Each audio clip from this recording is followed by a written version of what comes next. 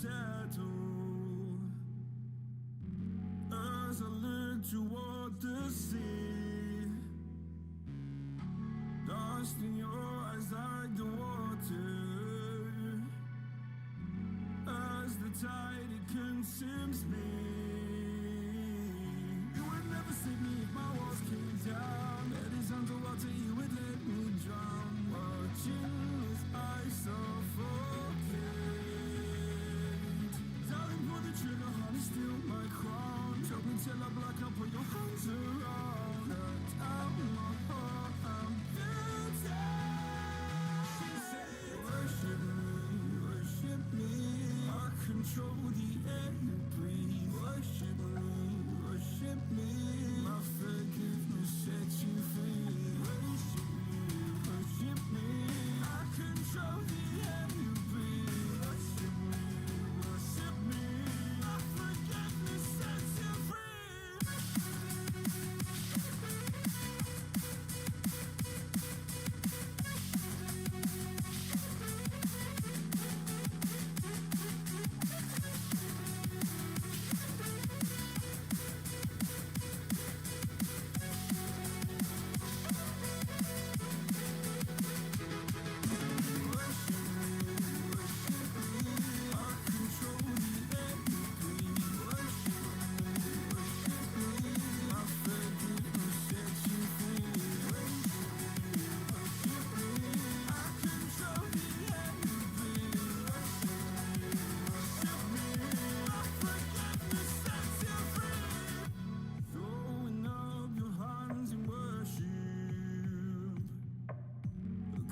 Your sins away to him. Go a garden safe from murder. Fill the forest with your kin. You would never save me if my walls came down. Head is underwater, you would let me drown. Watching as I suffocate. Darling, pull the trigger, honey, steal my crown. Choke me till I black out, put your hands around. Cut out my heart, I'm guilty. She said, worship me. I control the air you breathe. Worship me. My forgiveness sets you free. Worship me. I control the air you breathe. Worship me. My forgiveness sets you free.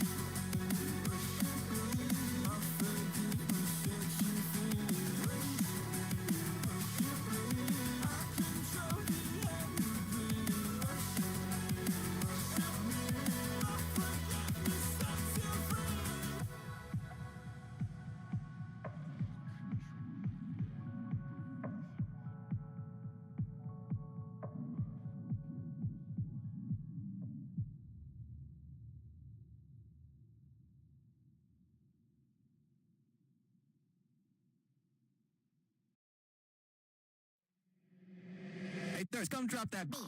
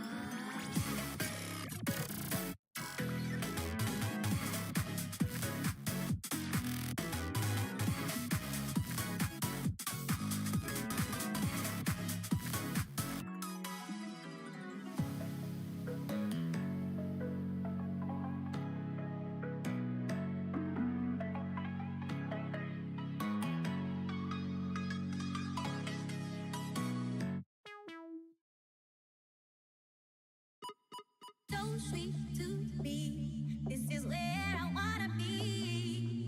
On up with you, supersonic, we're on fire, rockin' love alive. On up with you. Just in the backseat of the Beamer, put my feet up, how you feeling? Yeah.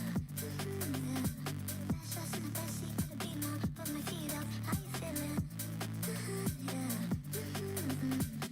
Just in the backseat of the Beamer, put my feet up, how you feeling?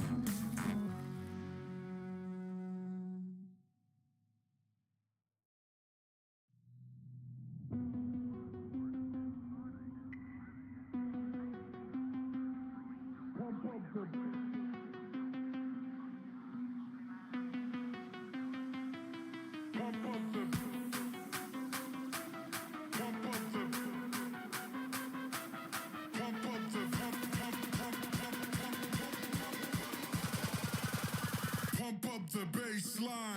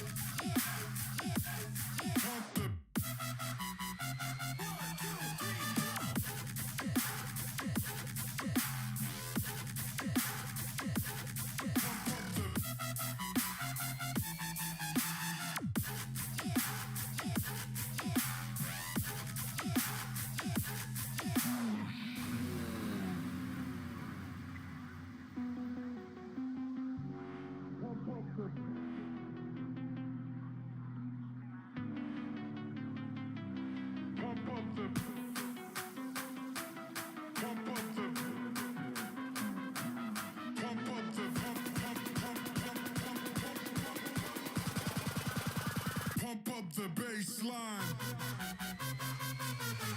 Wait.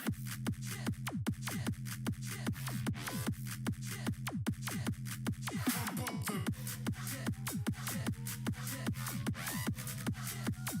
Pump up the bass line.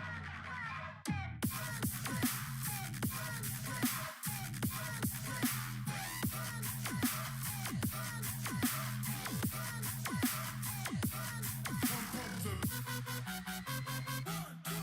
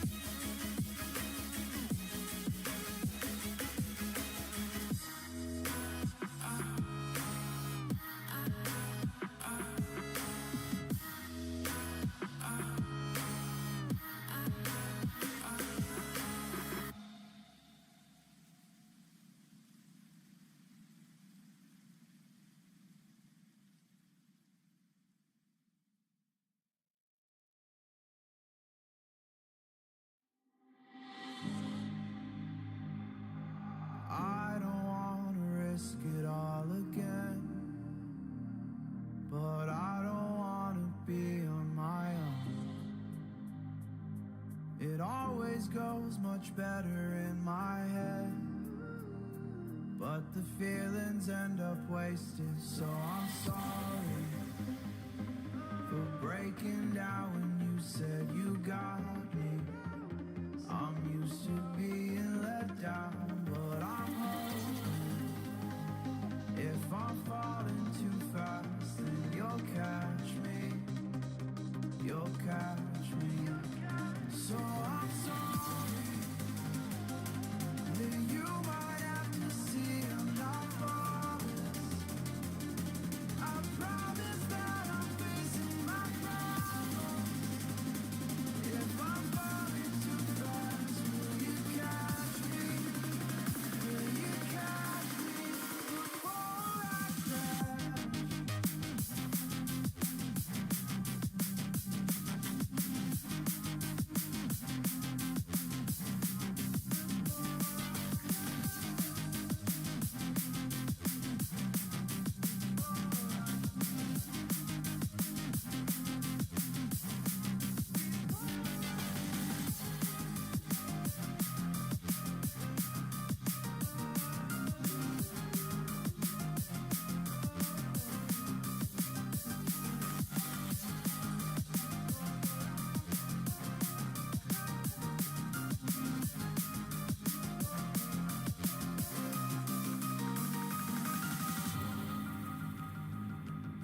I'm so afraid that you'll run out of patience. Trust me, I know how it feels to be hopelessly waiting. Sometimes I don't know if I can even change, but I'm still trying. So I'm sorry that you might have to see I'm not flawless. I promise that I'm facing my problems. If I'm falling too fast, will you catch me? Will you catch me before I crash?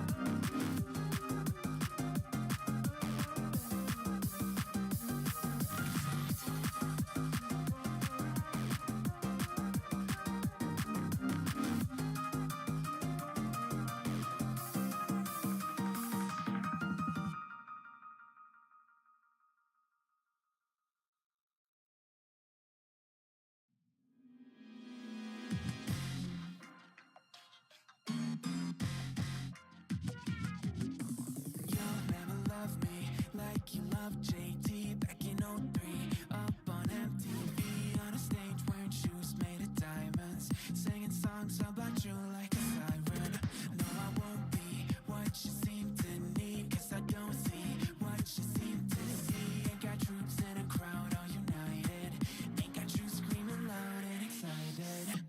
I can't ever be the backstreet boy you want me to. I just can't measure up, no, not in sync with the fashion. I ain't got the passion, never gonna be what you want.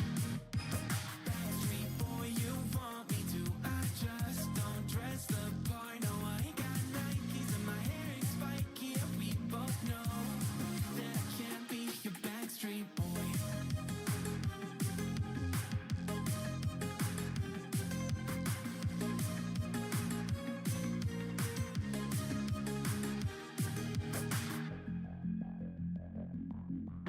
You'll never want me like you want CDs from the 90s, like you want Mac Clean, and I can't say to your face I don't want it that way.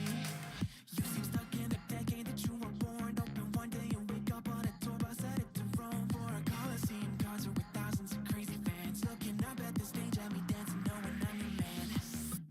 I can't ever be the backstreet boy you want me to. I just can't measure up, no, not in sync with the fashion. I ain't got the passion, never gonna be what you want.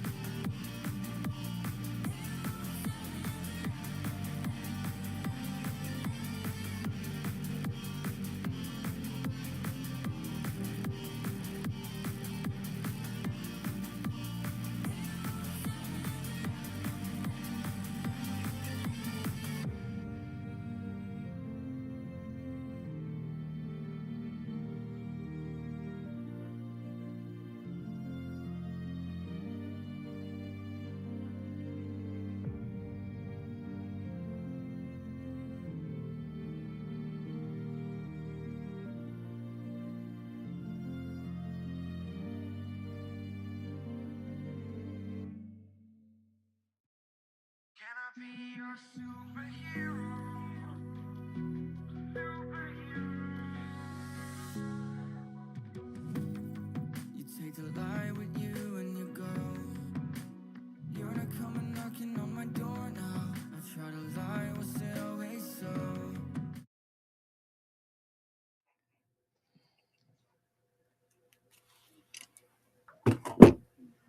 Hey, Hi. how's everybody How's everyone? doing? As you guys can see, we have Izzy, but we don't have Izzy tonight. Izzy is staying backstage. She is not feeling the hottest. So everybody, prayers, light candles. Izzy needs to get better.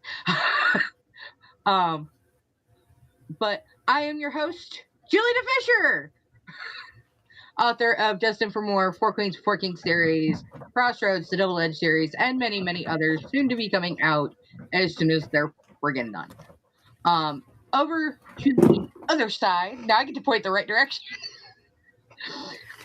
We have Cash Butler, author of so many things soon to come, but most of what we hear from her is the Etlon series, and I cannot wait until that one is in my hot little palms. Say hi, Cash. Started editing. Start like hardcore. Yes. So trying to get it there. She'll do her edits, and then it'll get passed over to me. I'll tell her if we got any floating characters or somebody saying something that doesn't need to belong. Also, a little bit of housekeeping straight off the bat. Our voices are not used to train or anything of AI. Anything that is submitted to the show was submitted on the permission of the author, and that's how we can recreate it. Don't go and steal other people's work. That is bad and will cause you to get the shillelagh stick. Because I know leprechauns. You guys can see Izzy, but I can see Izzy, and that's bad enough. Otherwise, keep it to what you guys can do. Anybody else needs any help, you know how to find us. It's over in the links in the place where you can find us. Like the beacons page or the beacons link will take you over to our newsletter. That is free. We do not spam you. If you're not signed up for the damn newsletter, why the fuck not? That's how you find out what the prompt is for this week, other than being here. Yes, we will still be rolling for the prompt tonight. That's our thing. It will be at the end of the show, so stick around and you'll get to vote. Otherwise, our link to the Discord is also in there. We had to beef up security, people. We're just in that time of the universe of where we have to do certain things and abide by certain guidelines. So this is what we do. We're doing this to not only keep y'all safe, but keep us safe. And this is it. If you happen to be a first-time or a first-time prompter, do know that your work will be run through an AI checker and a plagiarism checker, just so everything's on the up and up, and we already know about it. But nobody else will know about it because we keep that to ourselves. We will have a conversation with that person if, for any reason, anything pops up.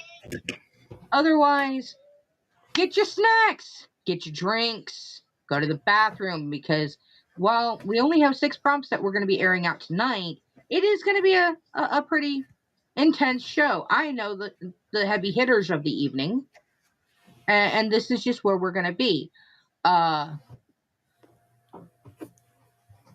There is no 4. There has not been a 4 in some time now, Leon. Otherwise, please share this share this out to everyone. Share it out across your socials, everything like that, so we can get people in here so they can discover us and we can discover them. Because let's face it, Izzy's got a shelf that she needs all of us on, and how are we supposed to get everybody on it if they don't come, they don't submit, we don't know they exist? Also, a thing to think about when you are submitting, and you have a work in progress coming out. If you have a audiobook coming out, tell us. We're free advertising. We'll stick you in the newsletter. If you have an event coming up, if you're going to be seen somewhere, please let us know so we can let everybody else know. That's how this works. As of right now, Patrick will be at Sinful Signings in like 2 weeks, 3 weeks. First weekend of March. He will be in Roanoke, Virginia at Sinful Signings. Guess who else will be there? Me and Izzy. I will be there as Patrick's PA for the weekend, and Izzy will be there as Izzy. We're not there in official capacity of the Hold My Pen Promptcast, but close enough. Then you have me going to be present at Indian Indie in August. More information as that comes out. But we've got a lot of things going on, and we got a lot of things happening, and we are just thankful that you guys are doing your thing. And you're showing up and you're being here. That means the world to us. Because let's face it, there is no Promptcast without the prompters. This could be just us up here talking about books. But it makes it a whole lot more funny when we have everybody here. Kesh, do you have any words or anything that you would like to say? Or I think you covered a lot of it. I think I got yeah. You're technically a guest. How are you a guest, Izzy? Well, she's a guest in. Yeah, no, technically that's what she'll be at Sinful Signing. She's a guest. Oh, okay. Workaholics, Gotcha. we're never just there to have fun. We're always doing something, especially when one of our people are there. So when I do happen to be at a place where I'm going to be there with in the same vicinity as Trisha or Patrick or Knight or any of my peoples, whether I'm there in an official capacity or not, I'm always there in an official capacity. I am, as he said, I have a hard time not being the mama bola. I have a hard time of handing over responsibility to other people because, other than the people we have here, and the team we have in the chat and everything like that, history has shown that doesn't always work out in our favor. Sometimes things do not happen the way they're supposed to happen, and this is where we're at. So I'm always double checking, triple checking, being my, as Izzy puts it, my paranoid self. But I'm paranoid for a reason. We won't talk about the reason. Just know, I know where every exit is. If I walk in anywhere, I know where all the exits are. But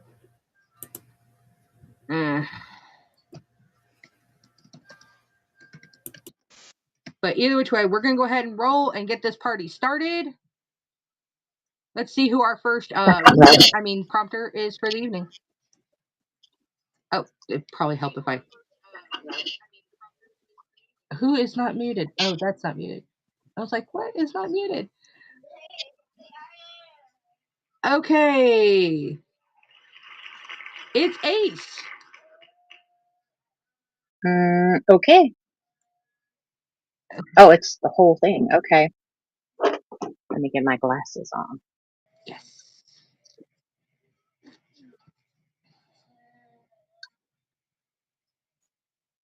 Okay, so.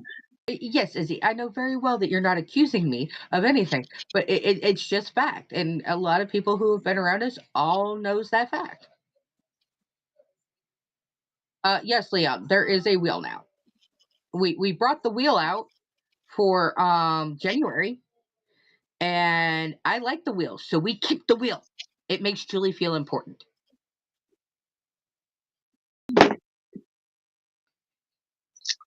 For real? Julie, you are the reason we are here. You are so important. I know, but I get to hit the button over here. This is the only thing I get to control. It's like the roll at the end of the night for the prompts. That roll depends on me playing with the dice to roll, and then Izzy goes and looks them up on the thing. That's the symbiotic thing. For me, it's now I get to figure out who's going to be on. I load them into the wheel, and then I get to hit the button, so it goes. That's my happy. Yeah. All right, but I'm gonna go ahead and mute out. Okay. All right. And that didn't help. Come on. Hold on. The resolution on my iPad is being goofy right now. There we go. Well,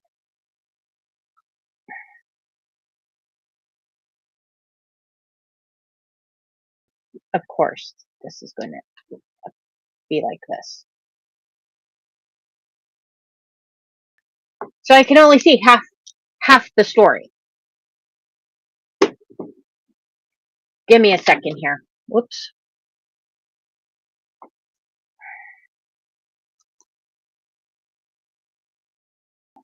Why are we being like this? Okay, I'm gonna do it that way.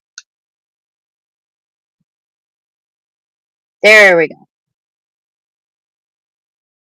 Sorry about that, folks. Now we're going to get started. The chisel slipped, her strike landed wrong, and pain shot up her forearm, sharp and immediate. She gasped and stepped back, shaking her hands, but the tremor wouldn't stop. Her fingers curled involuntarily, refusing to straighten. Brannock was at her side in an instant. "Stop," he said quietly. "I can keep going," she insisted, breath ragged. "No," he said, firmer this time. "You've reached your limit." The words weren't judgment, they were truth, and they broke her. I. Her voice cracked. She clenched her fists, trying to force control back into her hands, but they wouldn't obey. "I'm not mad at you. I'm not. I just." Her breath hitched. Her eyes burned. "I can't be around anyone right now." Brannock stepped back immediately, giving her space. Not rejection, respect. Sarah took a half step forward, instinct pulling her toward the girl, but she stopped herself. This wasn't a moment to fix, it was a moment to honor. Tessa turned and walked, no, fled toward the cavern entrance, arms hanging uselessly at her side, frustration radiating off her in waves. No one followed, not yet. The cold air outside hit her like a shock, but she kept moving. Her hands throbbed, her arms felt like dead weight, her throat tightened with every step. She wasn't angry, she wasn't ashamed. Her feet found the familiar path toward the village, but she didn't turn toward Sarah's house. She turned toward Marin's. Toward the one person who would open the door without asking questions. Toward the friend who would let her be frustrated, exhausted, and human without trying to fix her. Tessa kept walking, breath sharp, eyes stinging, arms limp at her sides, and she didn't look back. The path blurred beneath her feet, not from speed, from the way her eyes kept threatening to spill over.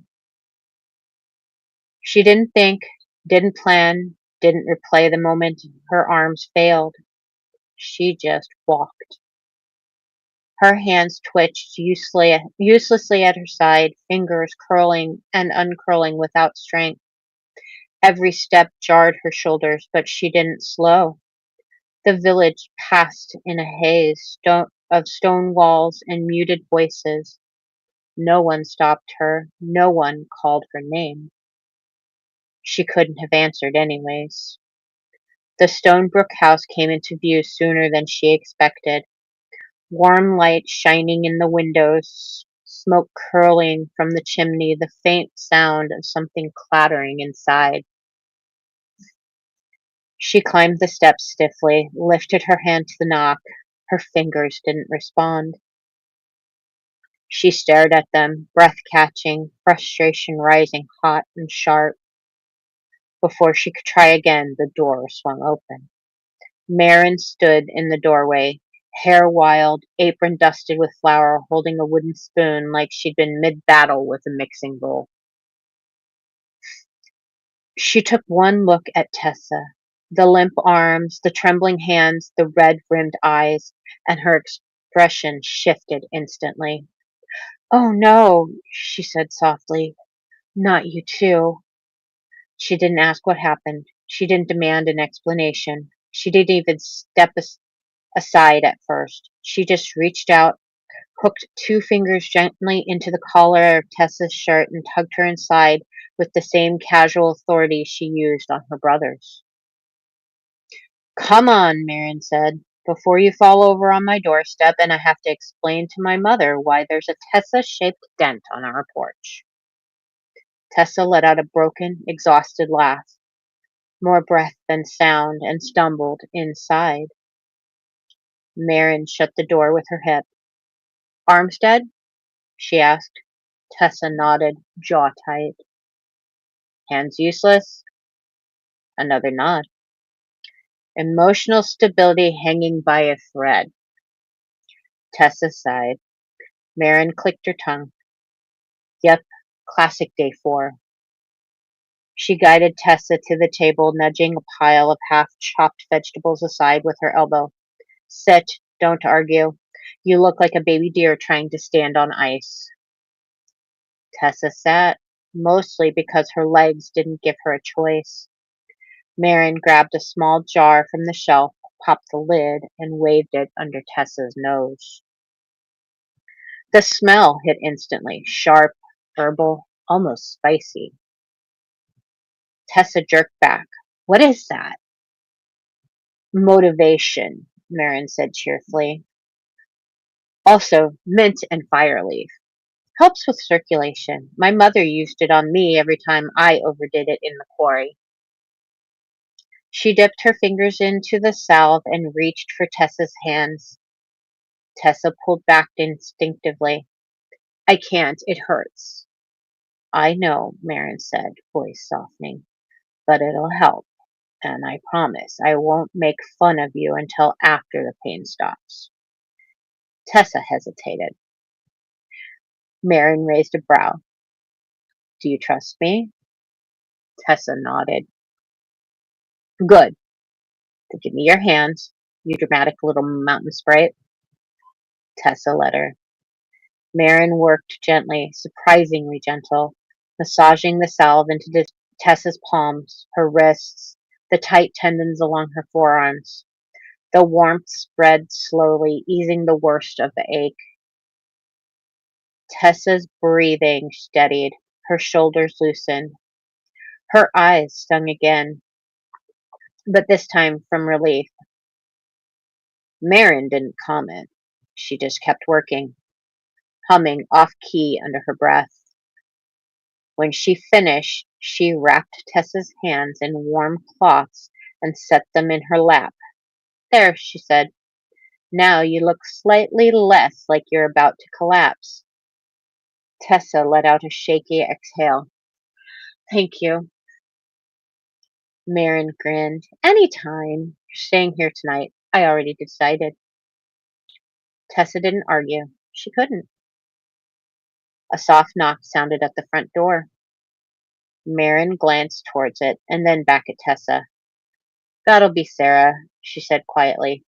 "I know her knock." Tessa swallowed hard. Marin squeezed her shoulder once, firm, reassuring. "I'll get it." She crossed the room, wiped her hands on her apron, and opened the door. Sarah stood on the porch, worry etched into her face. "Marin," she said softly. Is she here? Marin didn't answer with words. She just stepped aside. Sarah entered quietly, her eyes adjusting to the warm lamplight, her breath catching when she saw Tessa at the table, hands wrapped in cloth, shoulders slumped, exhaustion radiating from her in waves. Tessa didn't look up. She didn't need to. She knew who it was. Sarah crossed the room with slow, careful steps, as if approaching a wounded animal that might bolt. She rested a gentle hand on Tessa's back, just between the shoulder blades, the one place that it didn't hurt. Oh, sweetheart, she murmured. Tessa's breath shuddered, but she didn't cry. Not here, not now. She leaned into the touch just enough to show she felt it.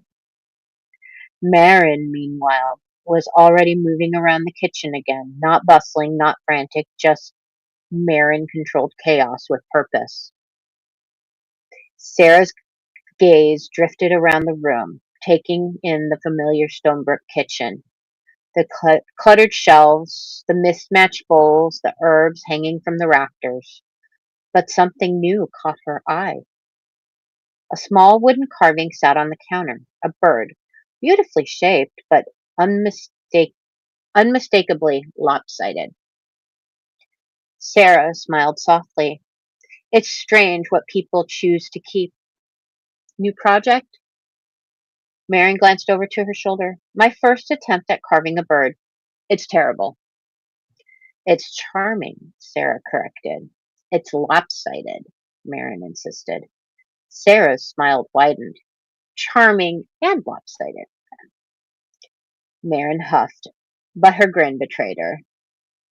The lightness of the exchange eased something in the room, a tiny shift, but enough for Tessa's shoulders to drop a fraction. Sarah pulled a chair beside Tessa and sat, keeping her voice low. Your arms? Tessa nodded, eyes fixed on the table. Your hands? Another nod. Your heart? A pause, then a small broken whisper. Tired. Sarah brushed a strand of hair from Tessa's face. You pushed yourself hard today. That's nothing to be ashamed of. Tessa swallowed. I don't want to quit. You didn't, Sarah said. You stopped before you hurt yourself. That's wisdom, not failure. Across the room, Marin snorted. Also, if you'd kept going, I'd have had to carry you here myself, and I'm not that strong. Tessa let out a tiny, exhausted laugh. Marin beamed. There it is, proof of life. Sarah looked at Marin. She's staying?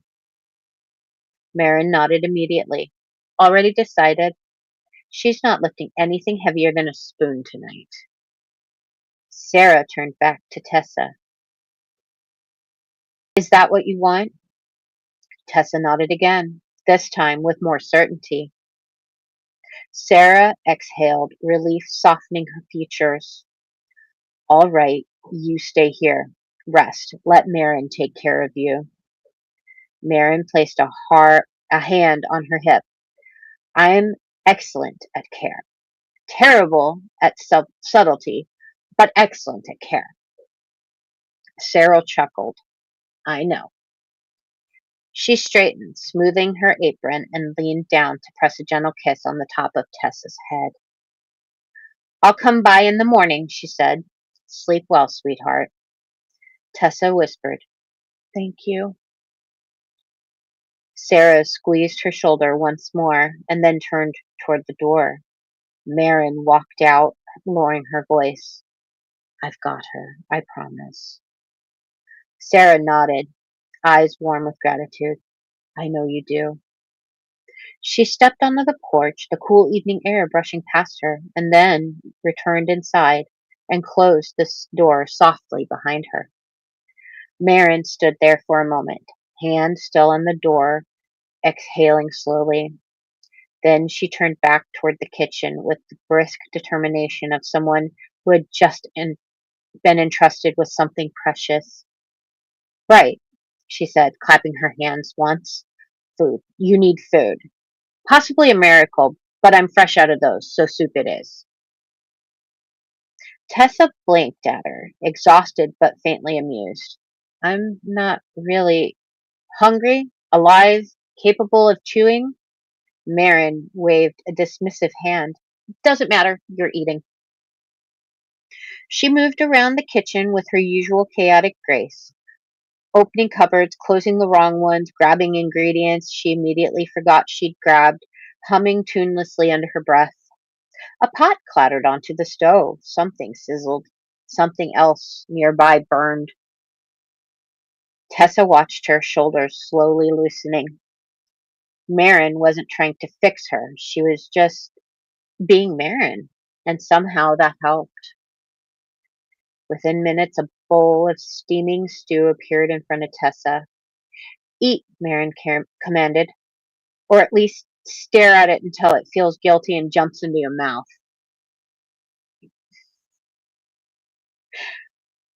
Tessa huffed a tired laugh and picked up the spoon. Her hands still trembled, but the warmth of the bowl helped.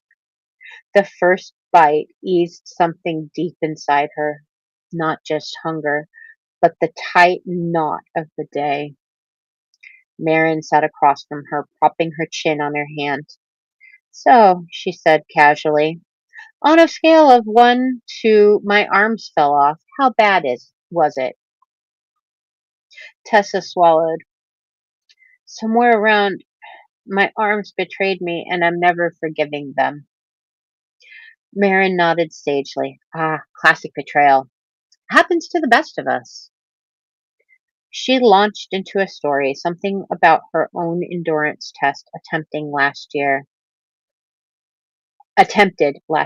involving a chisel, a stubborn block of granite, and her brother laughing so hard he fell off the stool.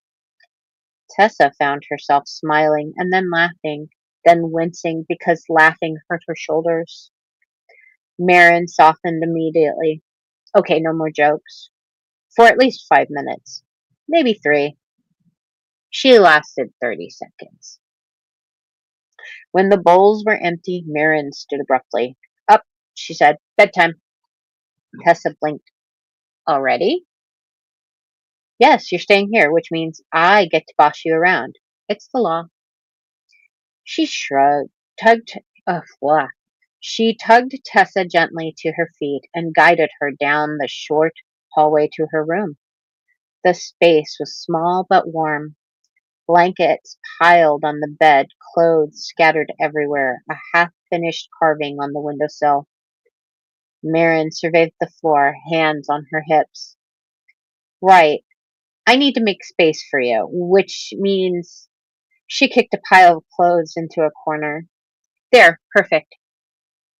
Tessa stared. That's not really clearing. Hush, I know what I'm doing. She grabbed an armful of blankets from the bed and dropped them onto the newly cleared patch of floor. There, your nest. My nest? Yes, you're small. You curl up. It's a nest. Tessa laughed again, softer this time. Marin rummaged through a drawer, pulling out sleepwear. Here, she said, tossing a soft shirt and loose pants onto the blankets. They'll be huge on you, but that's the point. Comfort, warmth, fashion disaster. Tessa sat carefully, testing her arms. They still ached, but the salve had helped. Marin knelt beside her, adjusting the blankets with unnecessary fuss. You're safe here, she said quietly. You can be tired, you can be frustrated, you can be nothing at all if you want. I've got you. Marin shrugged, suddenly shy. Well, someone has to keep you alive. Might as well be me. She stood, brushing off her knees. Now, she declared, we need to stop talking or we'll be awake until sunrise. Tessa nodded. Marin nodded. They both laid down. Silence settled. 5 seconds passed. Marin whispered, "Okay, but Marin," Tessa groaned. "Right, right. Sleepy." Another pause. "Just one more thing. Marin." "Fine, I'm done, truly." And this time she was. The room felt quiet, warm, and safe, the soft sound of their breathing slowly sinking. The room settled into stillness, not the heavy, suffocating kind that followed Tessa home the night before. This was different. Soft, warm, alive with the faint rustle of blankets and the quiet hum of Marin's breathing across the room. Tessa lay curled on her makeshift nest, wrapped in borrowed sleepwear that smelled faintly of lavender and wood smoke. Her arms still ached, but the pain had dulled into something manageable, something that felt less like failure and more like proof she'd survived the day. Marin shifted on her bed, blankets rustling. "Still awake?" Tessa exhaled a tiny laugh. "You said no more talking." "I did," Marin whispered, "but I didn't say I would follow the rule." Tessa smiled into her pillow. "I'm awake." "Good," Marin murmured. "Just checking." Silence again. Comfortable one. Tessa's eyes drifted closed. Her body felt heavy, but in a way that meant rest was finally possible. The kind of exhaustion that came after being held, not after being broken. Marin spoke again, voice barely above a breath. "You did good today, you know." Tessa swallowed. "It didn't feel like it." "That's because you're stubborn," Marin said, "and tired, and human." Tessa didn't answer. Marin yawned loudly, dramatically, and flopped onto her back. "Okay, now I'm really done talking. Probably." Tessa snorted softly. "Hey," Marin whispered. "That wasn't talking. That was commentary." Marin, "Fine. Good night." This time she meant it. The room felt quiet for real. The kind of quiet that wraps around you like a blanket. The kind that lets your heart beat slow.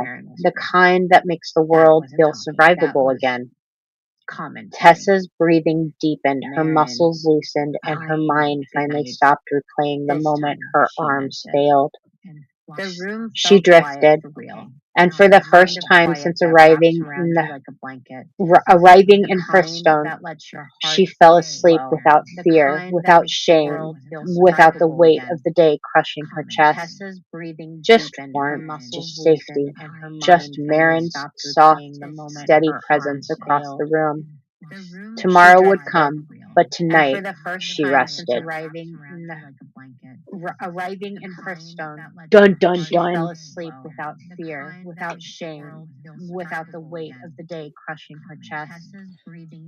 That that was good. I honestly see myself in this fucking character. Marin? Yeah. Yeah. Oh yeah. Oh yeah.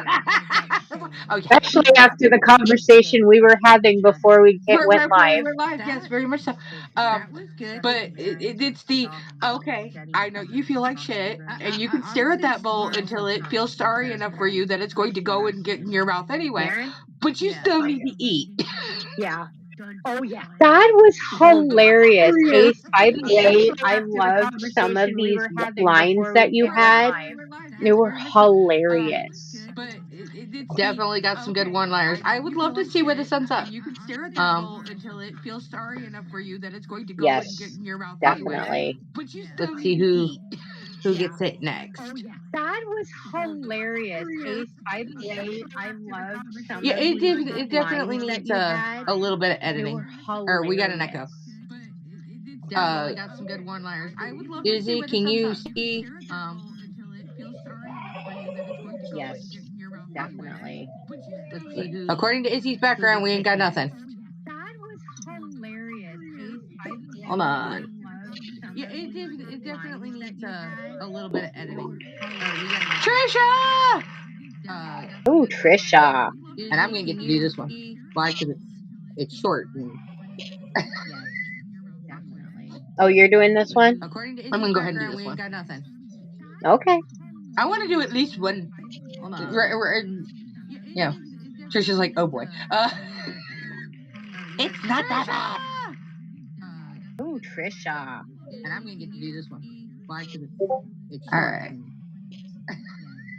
Dude, I need to check. Oh, you're doing this Izzy, one? can you handle Discord, please, for a Okay. second?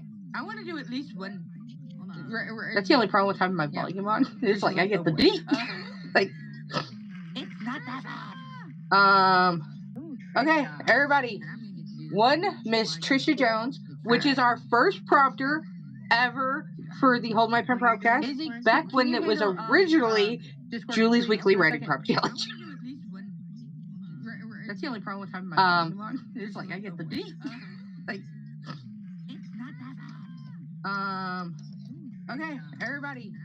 One, Miss Trisha Jones, which is our first prompter ever for the Hold My Pen Promptcast. Back when it was originally Julie's Weekly Writing Prompt. Walking past the table, I stood to ruffle my son's hair and smooth my daughter's ponytail. How was your day? I asked as I gathered what I needed for dinner.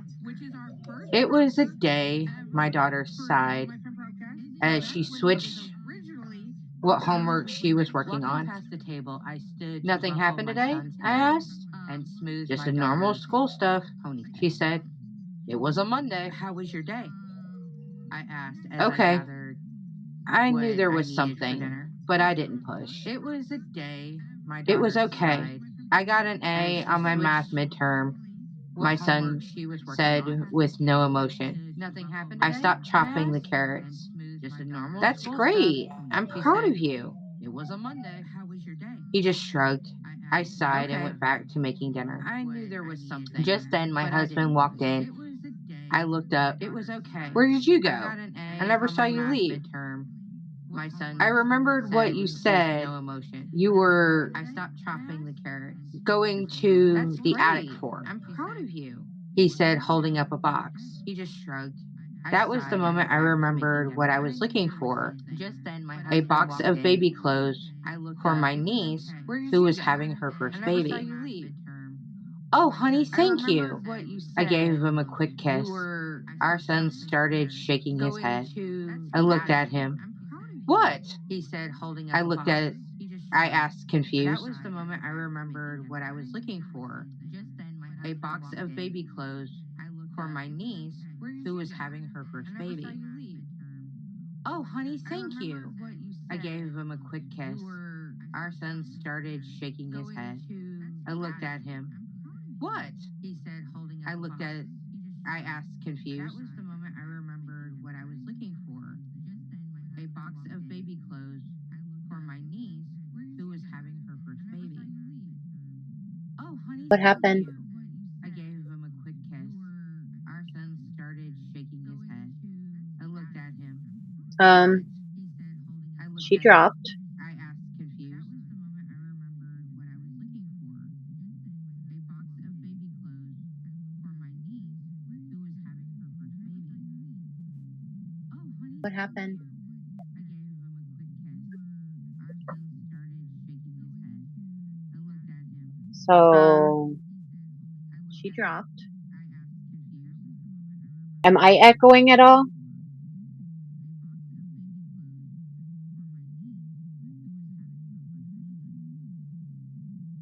Okay, it's saying that I'm echoing. Let me look at my settings real quick. So she dropped. Am I echoing at all?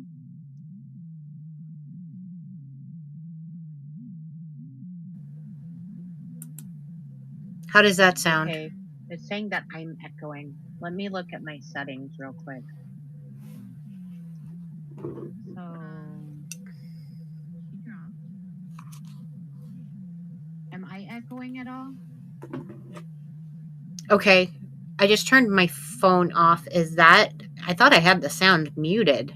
How does though. that sound? Okay, it's saying that I'm echoing. Let me look at my settings real quick.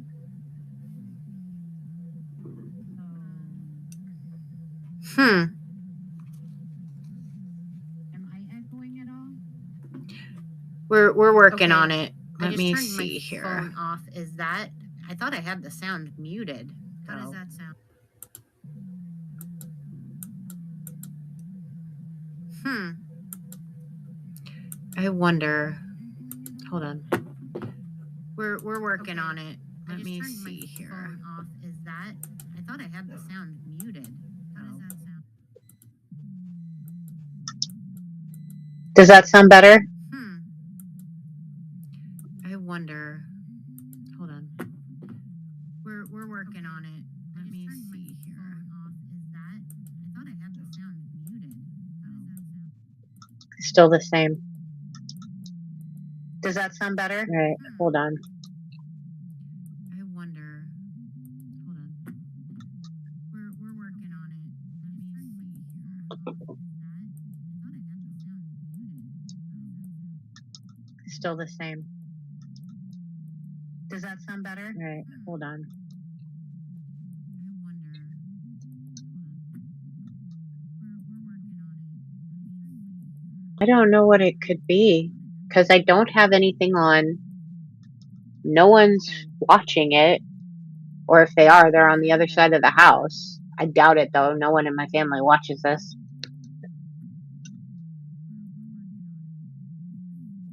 I don't know what it could be because I don't have anything on. No one's watching it, or if they are, they're on the other side of the house. I doubt it though. No one in my family watches this.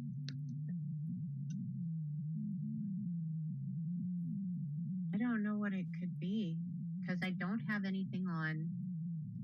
No one's watching it, or if they are, they're on the other side of the house.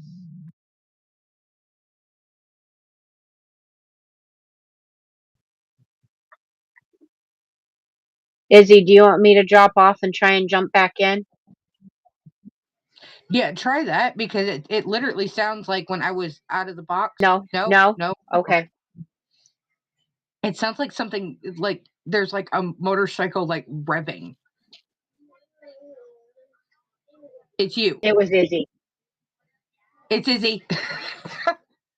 Okay, we got it fixed. We got it fixed, and I'm back. It's amazing. I was like doing something, and it was like, okay.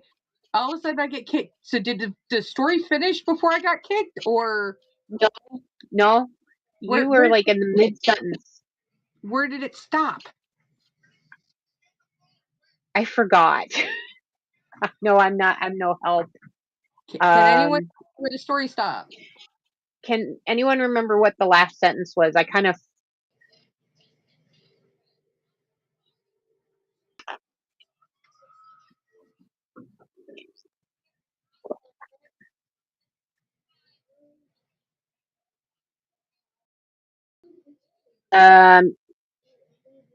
Bitzer, last I recall was kid announcing an A without emotion. That was the And beginning then, of the story. All right, back up to the top.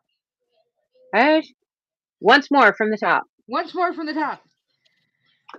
Walking past the table, I stopped to ruffle my son's hair and smooth out my daughter's ponytail. How was your day? I asked as I gathered what I needed for dinner.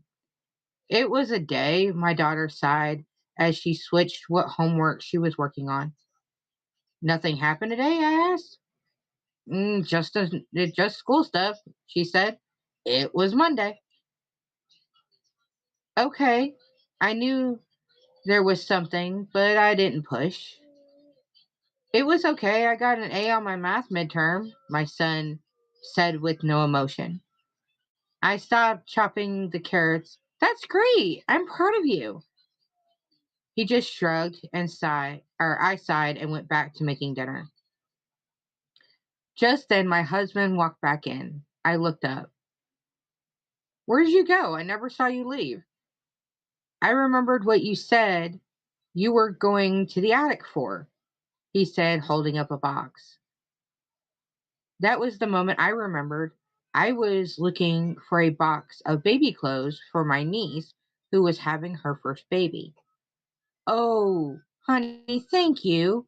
I gave him a quick kiss. Our son started shaking his head. I looked at him. What? I asked, confused. I just think it's strange what some people choose to keep, he said, looking up at me. It's weird you saved baby stuff. Why is it weird? My husband asked. Well, you and mom already said you weren't having any more kids, but yet you saved this box, he pointed to the box, with our baby stuff. I held on I held on to them so your kids could use them. But and because you and your sister are still in middle school and your cousin is in need, I decided I would let her have some of the sweet little baby stuff I still had. I huffed as I finished cooking. Burr, burr, burr.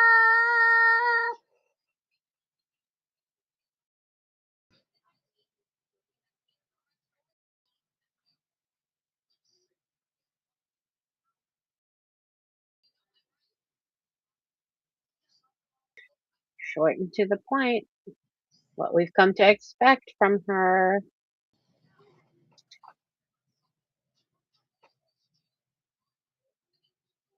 Is Oh, very sweet in Trisha some ways.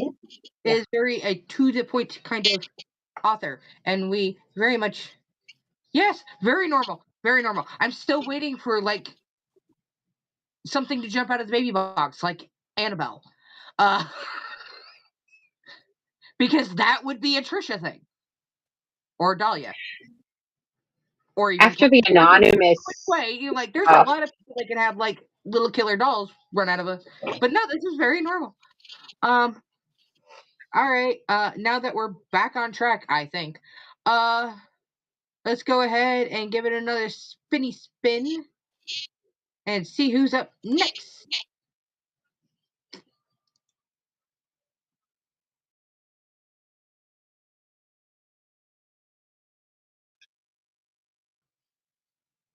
Woo!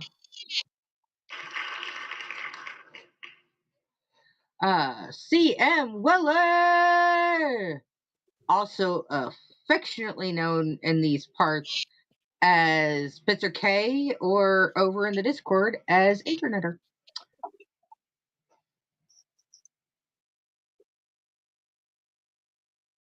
okay.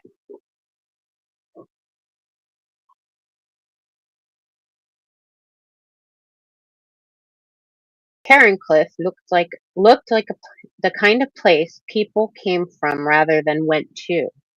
Perhaps at some point, an aged hero might retire here in a comfortable obscurity. In all other ways, it was a little farming town in the middle of nowhere. It had one hotel and no true shopping emporiums. Xavier, Xavier, Xavier supposed there were markets on set days of the week. At least the main streets were paved. This was a far cry from Amboni University, which never truly slept. There was always someone,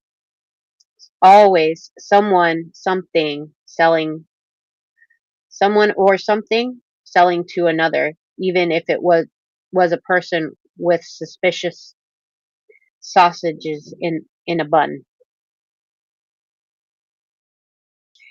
A few inquiries resulted in directions to a very sleepy inn that had to hurriedly clean and air the room Xavier paid for. There was no staff to carry his luggage upstairs, but a weedy waif who usually tended the horses. The tiny creature of maybe 7 winters attempted to lift Xavier's valise and almost sprained something in the attempt. They were not accustomed to visitors this soon after the snow cleared. Travelers preferred to visit after the mud dried, but it was those same travelers who set a chain of events in motion.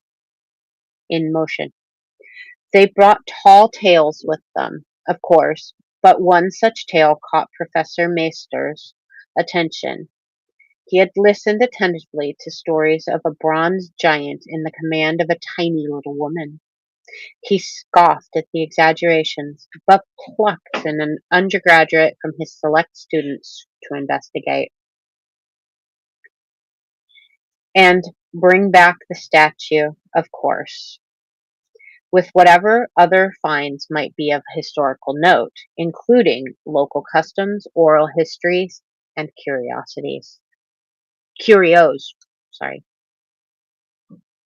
The more information and artifacts that Xavier brought back, the higher his mark for graduation. If it was a good excavation, he might make valedictorian. Xavier set up his base of operations, moving the provided chair and a small table to be his office desk. He did not expect the spherical glass of a luminar bottle to survive the journey, and didn't bring one. Maybe he'd been optimistic in thinking he could buy one here. Still, he could ask around about the bronze giant, notebook in hand, and valuables secure from curious or sticky fingers. Xavier ventured forth. The best place to listen was the bar. If he wished to listen to the opinions of old men complaining about the youth of today, to listen for who was doing what, it was the best to lurk out of sight wherever two women spoke to each other with their arms crossed. If he wanted to know about the bronze giant, he had to find old people in the sunshine. They were often eager to speak of strange things. He found one in the square, but didn't need to talk to the old fellow because that bronze giant was standing in an alley by the mayor's mansion. Someone had clothed it, a very odd placement for statuary. Xavier started sketching rapidly from a decent vantage point. The old fellow sunning himself had noticed anyway, and rose from his bench to peer at Xavier's art. Interested in Skinny Zinny's giant? Eh? Muckle's strange sort they both are. They they say she burned her husband alive, and I can't say she did, but that feller deserved it. Beat 4 babies out of her, and he did, yet she loved him all the same. That fire took all the fight out of her, not as she had much fight in her to begin with. Xavier had begun taking notes in relation to the old fellow's rambling. Zinny, is that the person who found the statue? It, it found her, crowed the old man, dug itself out of the landside and started up following her about the like a pet dog. I wish I could do voices like Izzy. That seemed unlikely. Where might I find this Zinny? Oh, she had her baby just a couple of days off, said the old man. She's in her birthing bet with the little un. Not up to showing it about yet.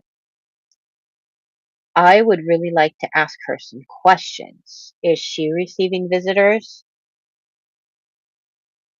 You'd have it to ask Mayor Towler about that. She's a serving girl from in for him these days. Well, needs must. Perhaps that was why the statue had been placed where it was. He would have to ask about the clothing, after all. Xavier had the time to spend on permission, greasing the wheels of this microscopic society with good manners. Mayor Tallier was confused, but helpful. He got the maid Daisy to take Xavier up to the attic lodgings where the world's tiniest woman was nursing an infant. Xavier politely turned his eyes to the rafters. I beg your pardon, man. I wasn't aware that you were this indisposed. I don't mind company normally, she said, a small voice for a small woman. Some shifting fabric and the murmuring of the child. I'm covered now, sir. Covered up and burping her baby. Her figure was still recovering from bearing as was she, eyes wide and fearful. Daisy dropped off some fabric and then picked up a covered pail. Xavier bowed, not moving any closer than being out of the way of the stairs. Allow me to introduce myself. I am Xavier Trent, scholar from Amboy. I was sent to investigate the source of your bronze statue. You mean the void? You ain't talking it away, are you? Her hands tightened on her baby's clothes. But please, it's about all I got left. She remembered some manners. I'm Xenia. Ah, yes, the dire straits. Xavier would have to write to Professor Meister about paying a proper price for the statue. I'm not taking Void away yet. Note, yet is not actually part of that. I'm here to find out about it, though not about the tall tales of the statue walking. What led you to finding it? He had his notebook and pencil at the ready. I didn't find Void. It found me in the storm. The Void's been right helpful, especially after the fire and my urn. He took her words down verbatim, jotting them down in shorthand squiggles. She might well be hallucinating or disassociating about the event. That being the storm that collapsed the cliff the first time? Yes, sir. There's been another a few weeks ago. That's when we found the stone pictures. So there was more uh, at the site than a mere statue. Stone pictures. That sounds very interesting. Are they in the alley with Void? No, sir. Petunia and I got Void to line 'em up, but by the road to the farm where the farm was. There was a blackened skeleton of a small farmhouse on the far end of a dirt road away from Cairncliff. Rubble and a collapsed cliff edge threatened to cut off the track a second time. Xavier could just make out some lines of darkness on the grass. His brain caught up with what he'd written. Void helped you?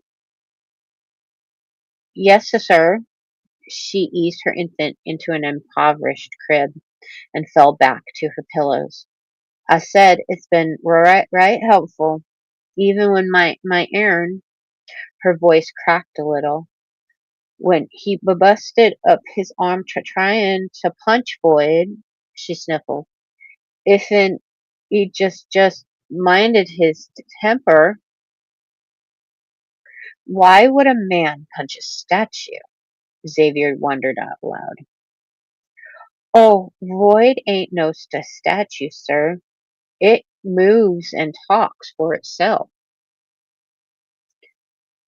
That was the second time someone claimed a statue could walk.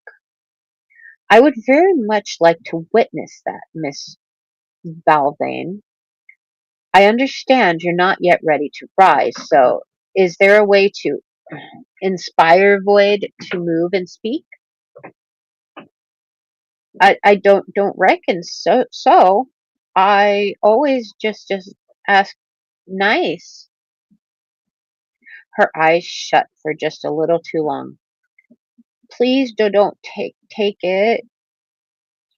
I promise that Void will not be removed from this town, Xavier vowed. When may I return to ask further questions? I understand you and your child need rest. Daughter, sighed Mrs. Belden. I thought I was giving him a son. She started weeping softly so as not to wake her little girl, mourning her late husband. The man who reportedly beat her into having 4 miscarriages, Xavier felt compelled to say, I am certain he would have loved her regardless. A weak smile trembling in the light. Thank you.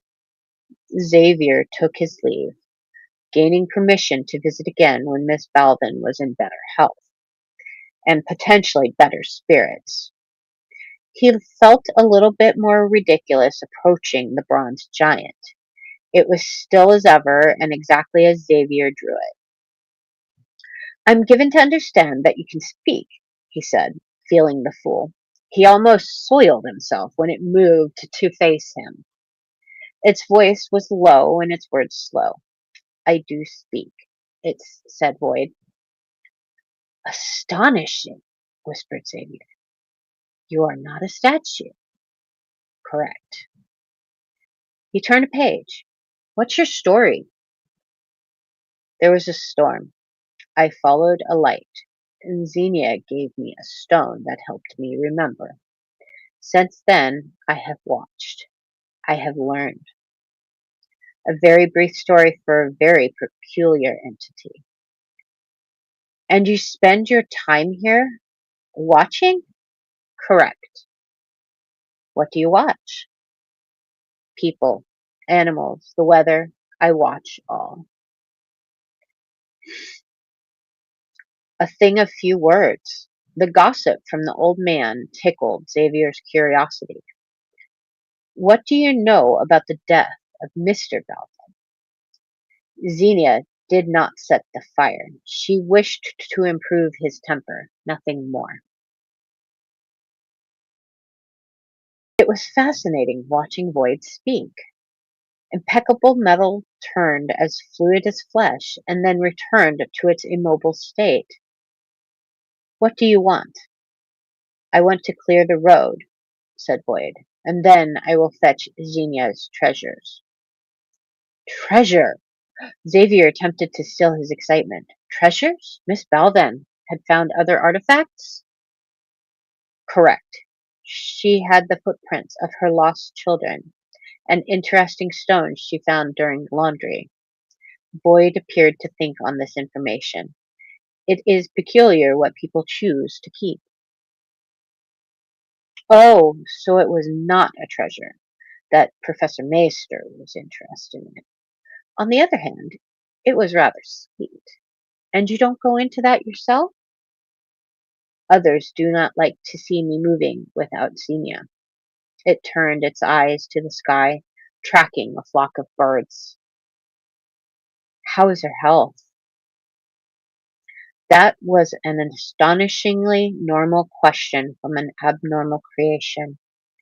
Mother and infant seem to be doing well. Miss Belvin is in the midst of recovery, as far as I can determine, which I must admit is not a sound basis, as I did not study much medicine.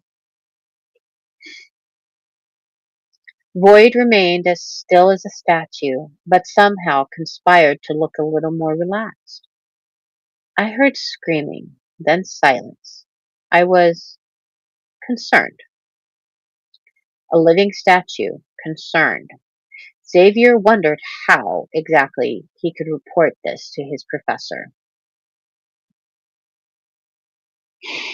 CP30 talks, CP30 talks. That's about all you can do there, Toots. That was very. I love this story. I do. I do. I mean, Void. Void's my favorite Void. character. I don't care what anybody says. What can you say about Void? Void is fantastically written. I think, Poised. Poised. That is what Boys is. He is poised. He doesn't let anything rile him. I don't think he can. But at this particular point, he's like, she is his friend. She protected him. He protects her. yes. He Yes, is the Boyd is a gift. serene. Yes. There's the word. I like that word. Okay. Well, 3 left. We're gonna go ahead and do one more and then take a small bathroom break, drinks, stretchies. Because I don't think anybody's been throwing up the hydrate or dehydrate or check your posture lately. I wouldn't have seen it if they did. Yeah, I'm not paying attention over here tonight. Yeah. Okay, Stavros is next. Rose. Stavros. Um, do you want to do this one or should I do this one? I'm fine with doing it. Okay. I look, communication is key. Yes, I know.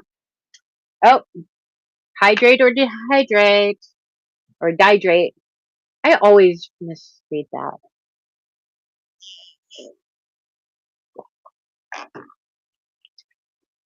Warm tea with honey. Best thing for your voice.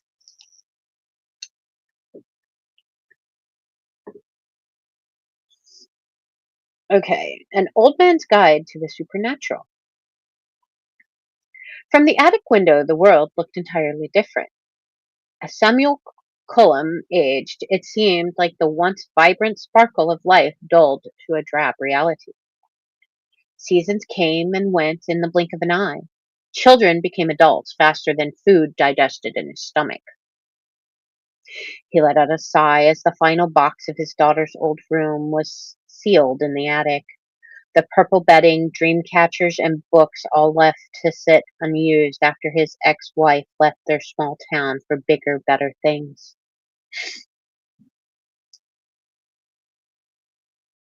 In reality, she couldn't handle not moving around the mundane nature of the average life. She would try to convince Samuel at least once a month that they should move to somewhere else, anywhere else, to experience one moment with only a dime to their name and a young daughter by their side. Apparently, it made him the bad parent to keep her trapped in a small town he called home because he worked as the only sheriff and couldn't abandon his responsibilities. Unfortunately, because he had been young and stupid, there wasn't any prenuptial agreement, so she washed him good and clean, including his daughter. His ex-wife took off for the States with his only daughter, leaving him with an empty house and boxes of things he had no use for. Samuel continued life, though, because even when devastation hit, the world didn't pause to grieve. He went to the office, went to wellness calls, filed paperwork for the small town sheriff's office, and broke up fights at the local pub. He met up with his local friend Cecil for beers and pizza while watching the hockey game. He kept in good graces with the best doctor of their hospital because Samuel didn't know where they would be without him. So it completely upended his life when the mundane became supernatural. Note, when you are invited to go fishing with your friend in a wheelchair, make sure to bring doggy treats.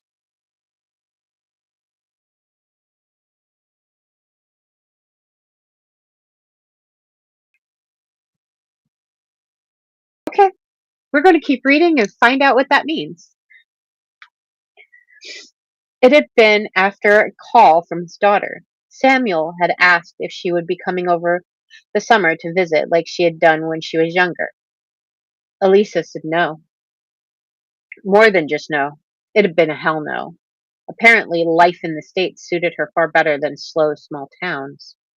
So Samuel agreed to go fishing with Cecil. His back let out a dull groan as she picked up his tackle box. As he picked up his tackle box and packed it into the old red truck he had kept in hopes of passing on to his daughter when she was old enough to learn how to drive. He drove down to the fishing spot out of town and began to set up when another truck pulled up. Cecil's son Jack stepped out and gave Samuel a little wave.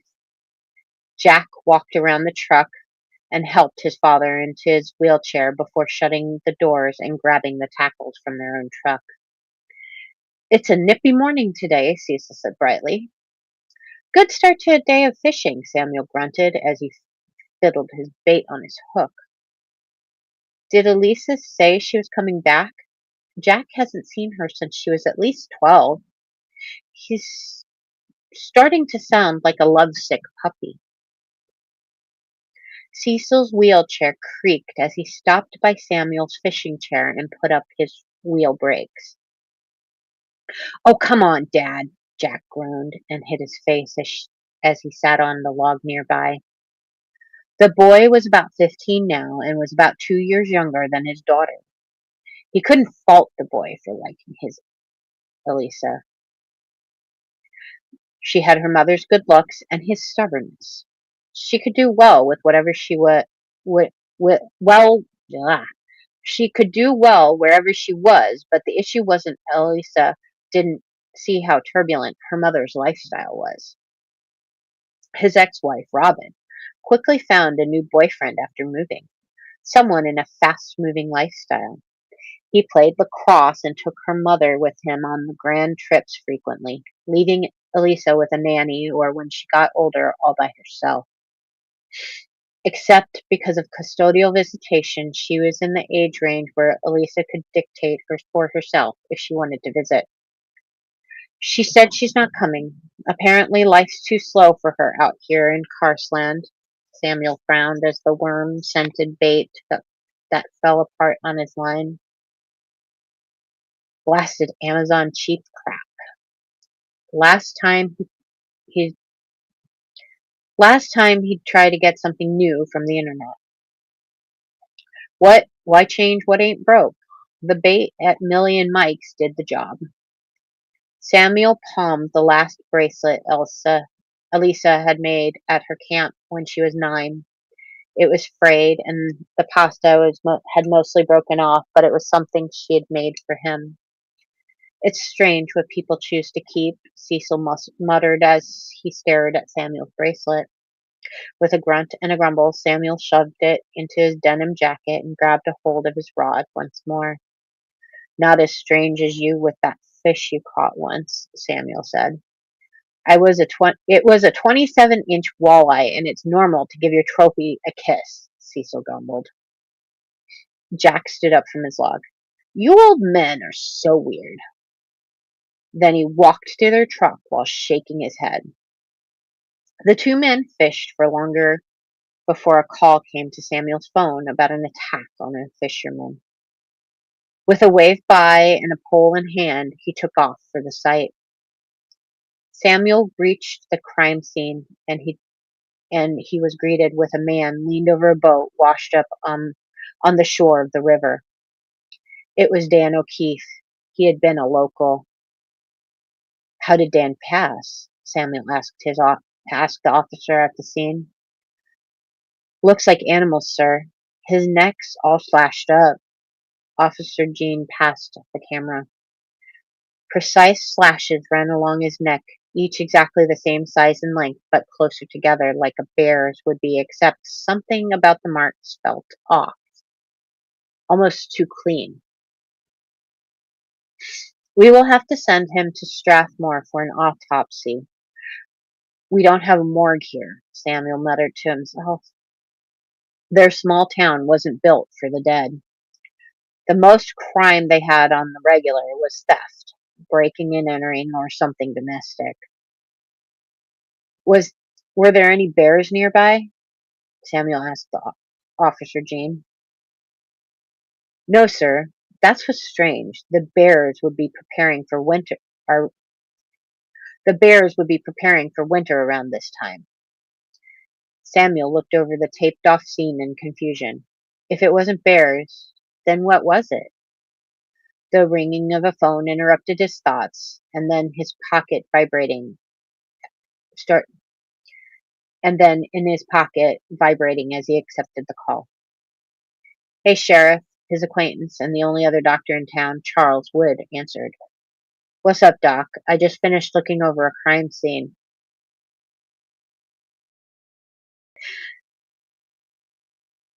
Sorry, I had to laugh at the what's up, Doc. Charles nervously cleared his throat.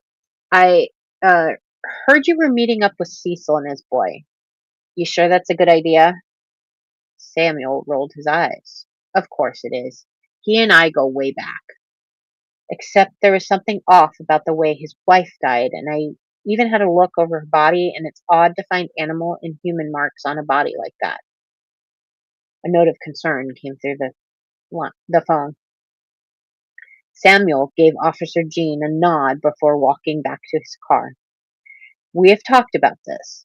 His wife's case was already ruled out as a homicide, which we both know is rare in our edge of the woods. Some guy likely came through with no good intentions. We still have the fingerprints on file in case something comes up.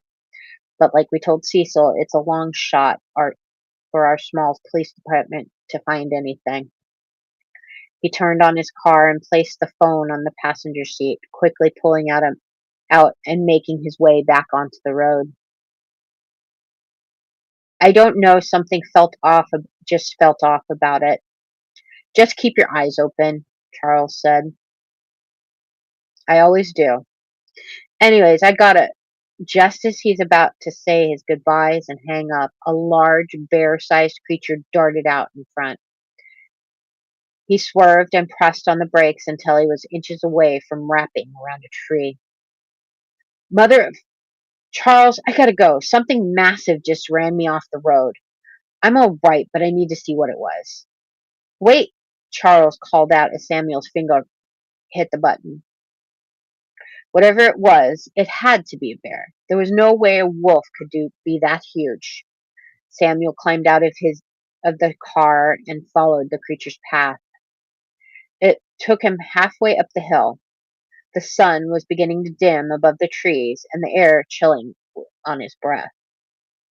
He turned by a path with 2 trees when Samuel glanced further up the hill. The creature was the size of a bear, but definitely a wolf. It was stopped by a stump and just sat there with its head tilted to the side, like it was listening to something he couldn't hear. Then his world completely flipped on its axis.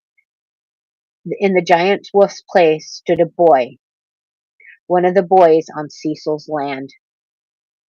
He wasn't human. Samuel didn't even know what human was anymore.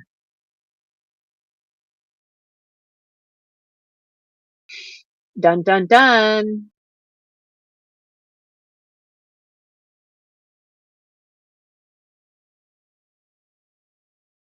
Okay. Now, this is an interesting fanfic. Mm-hmm.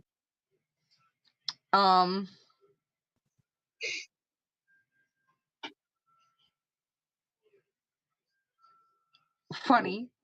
Little funny. Yeah. Yeah, that's what I want to know. What were the dog treats for? Because they're werewolves.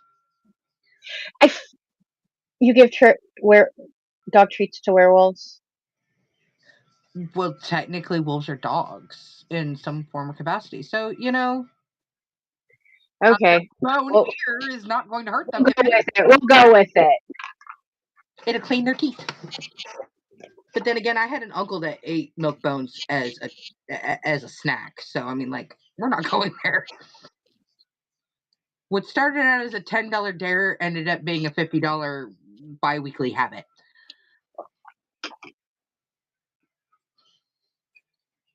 When he was a kid. Yeah.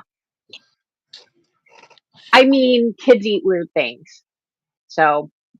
Especially when there's a bet on the line. I mean, how many of us have done weird shit because there was, $5, $10 on the damn line? Or I I think mean, there was a certain age I just ate stuff because I was a kid, like grass. I think I ate some flowers too. I know I shouldn't really admit that, but you actually know, flowers are healthy for you to eat, like dandelions. oh, for sure. Dandelions are actually really useful. Yeah, they're medicinal depending on which form you use them in. Dandelion tea. Um, Mhm. People boil them down to make a medicine, not just the tea, but Yep. actual medicine. There's something about I think the stalk of it. Mhm. You Yeah, just the milk you can use it as an anesthetic for like that's or what an analgesic. That's what it is. huh? Not an anesthetic. Antibiotic, something like that. Yeah, it's like I every have part a of whole it is useful. So I'm like, hey, and there's something with roses. I can't remember what the hell it is. But there's something with roses. Not just you making it rose water for your face that helps your face tighten up, but there's something with the rose hip tea. Yes, yes. rose hip There it is. tea is really good. I remember what it's supposed to do, but I couldn't remember the in between.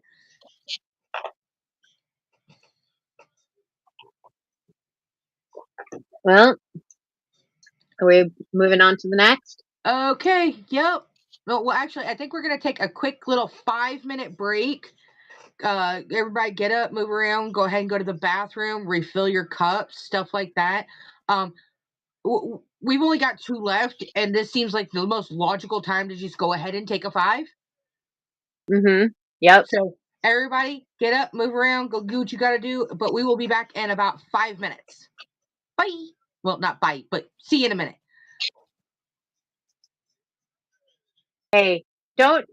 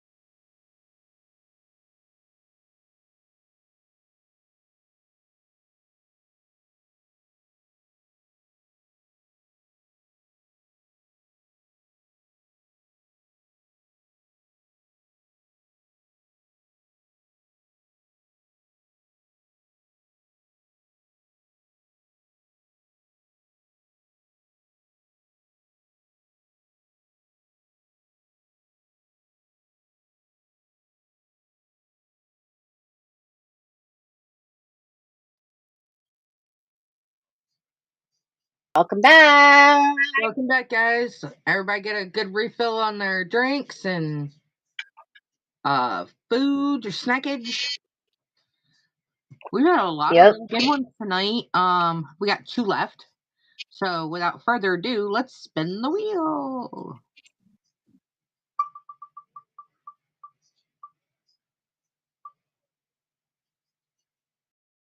Ooh, a new prompter.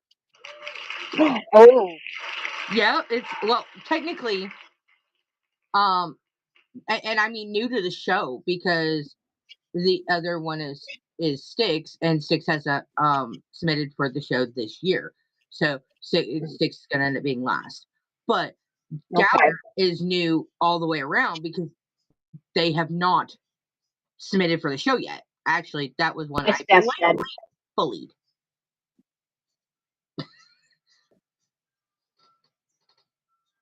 So Yes, it is, Gallup.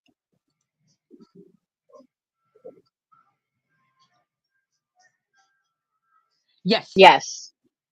you guys recruited him, and I politely bullied him.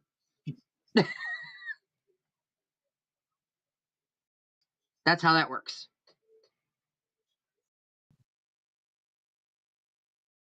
Okay. Are we ready to go? Okay.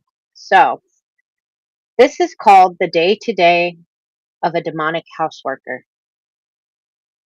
I already like this. The fresh air of the day hit his medium-sized horns and rattled his brown feathers. The dusty wind pulled his cyan shirt, making him cover his conical eyes with his arms that ended with yellow, scaly taloned hands. As the faint aroma of flowers hit his nostrils on his yellow beak, Andy Laplace didn't dislike the smell. He wasn't that type of demon, but it made him sneeze. It made his eyes meet his gray shoes and blue jeans.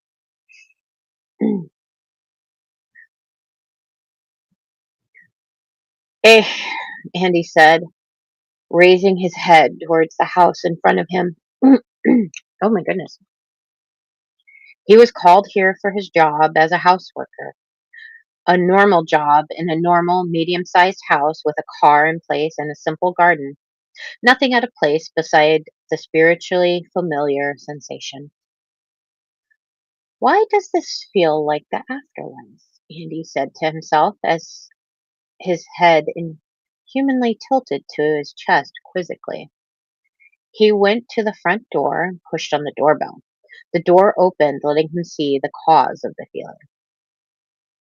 The woman was a head shorter than the demon. Her dress was pink with floral decoration, paired with a blue sky skirt and yellow sandals.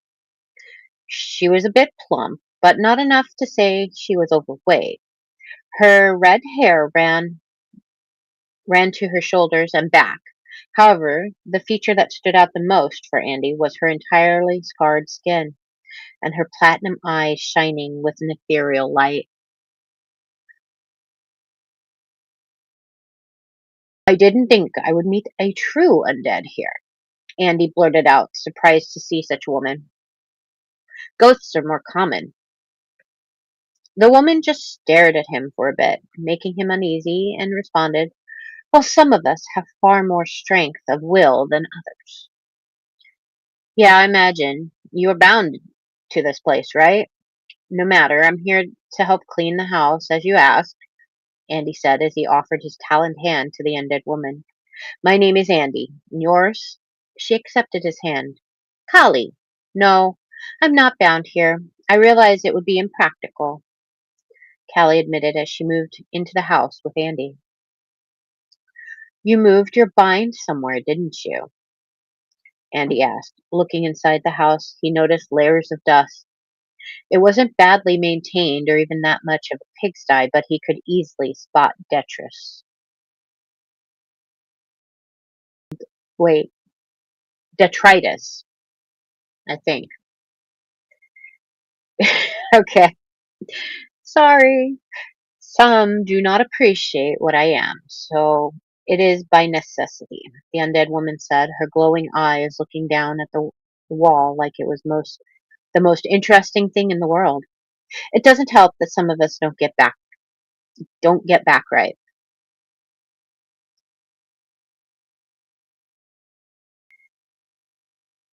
So, where do I start cleaning and putting things into place? Andy asked. Andy asked quickly as his shoulders slumped and he fidgeted with his fingers. Well, we could start with the kitchen, the undead woman said. It took hours for Andy, with Callie's help, to clean up the domicile, but they managed, and it also let him inspect some photos in the house. A few from back when she was alive.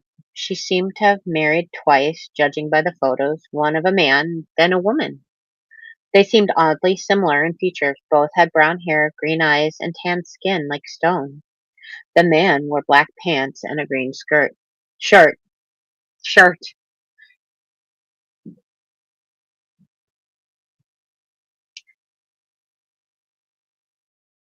What? Why are we laughing at?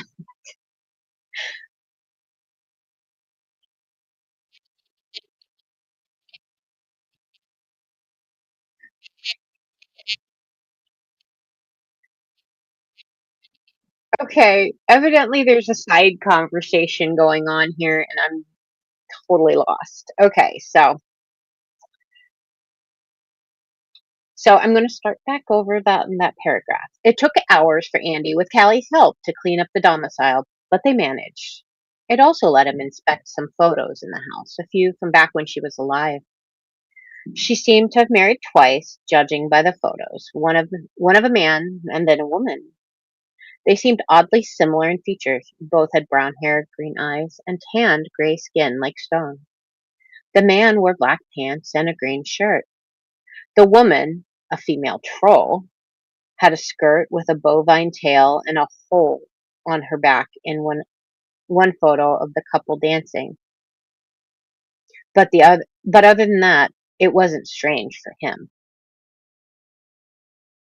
Until they came to a room he was about to open. Then Callie stopped him by tugging on his shirt. What is it?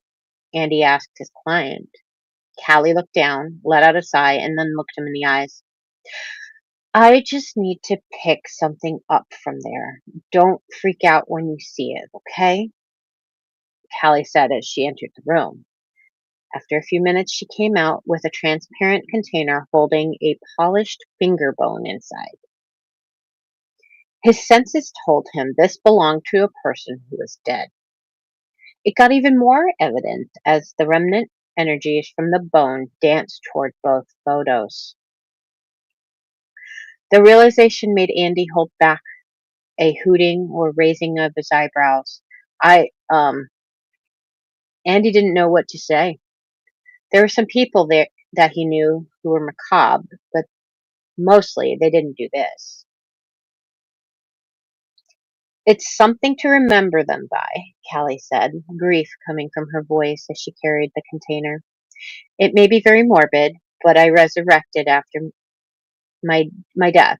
Unfortunately, they died of heart attack 70 years ago. Callie silenced herself as she let out a shuddering breath. Anyways, ashes spread more easily than actual objects. And, well, here I am with this. Why didn't you join them? Andy asked Callie. I know our system isn't perfect, but you could still find them. She tilted her head. It doesn't guarantee anything. Not to mention, they and I believed in different religions anyways, and I don't think we would end up in the same place, Callie said, her voice calm but filled with pain. Not to mention, I like it here. At the same time, I want to remember them. It's not easy for me to detach myself from this world. Andy didn't know what to tell her. After certain discoveries about the afterlife, like the management of souls being difficult for even a god to do, so they used computers to sort the souls. They had a problem with a persistent glitch that tended to send souls to the wrong heaven, or, if they are condemned, the wrong hell. It was difficult for some people to accept the uncertainty. The majority did have the ability to let go. That said, not all people did, which was the unfortunate case here. I mean, despite heaven being created and not technically the same as people believe, it's not bad, right? Andy stated. Callie looked out a window at nothing in particular. Andy added, and people will help you search for them so you can still meet. Maybe. But did you fix that glitch with your system? Callie asked. It was Andy's turn to look at the wall like it was interesting, not having an actual answer to that question.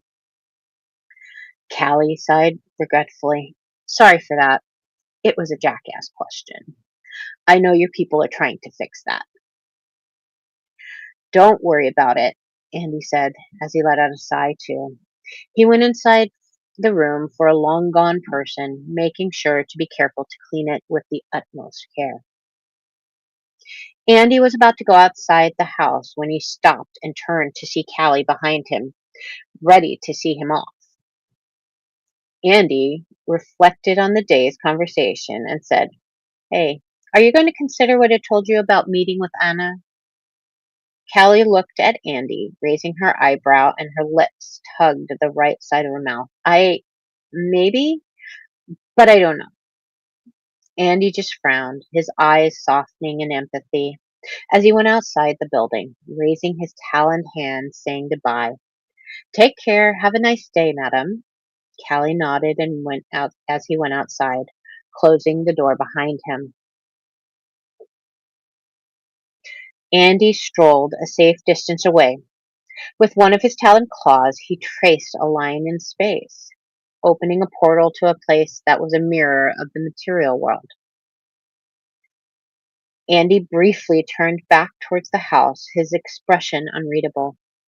It's strange what people choose to keep when they are aggrieved. After all, death is hard on people. With the final thought on his mind, he walked through the portal at a leisurely pace as it closed, leaving the bittersweet atmosphere behind.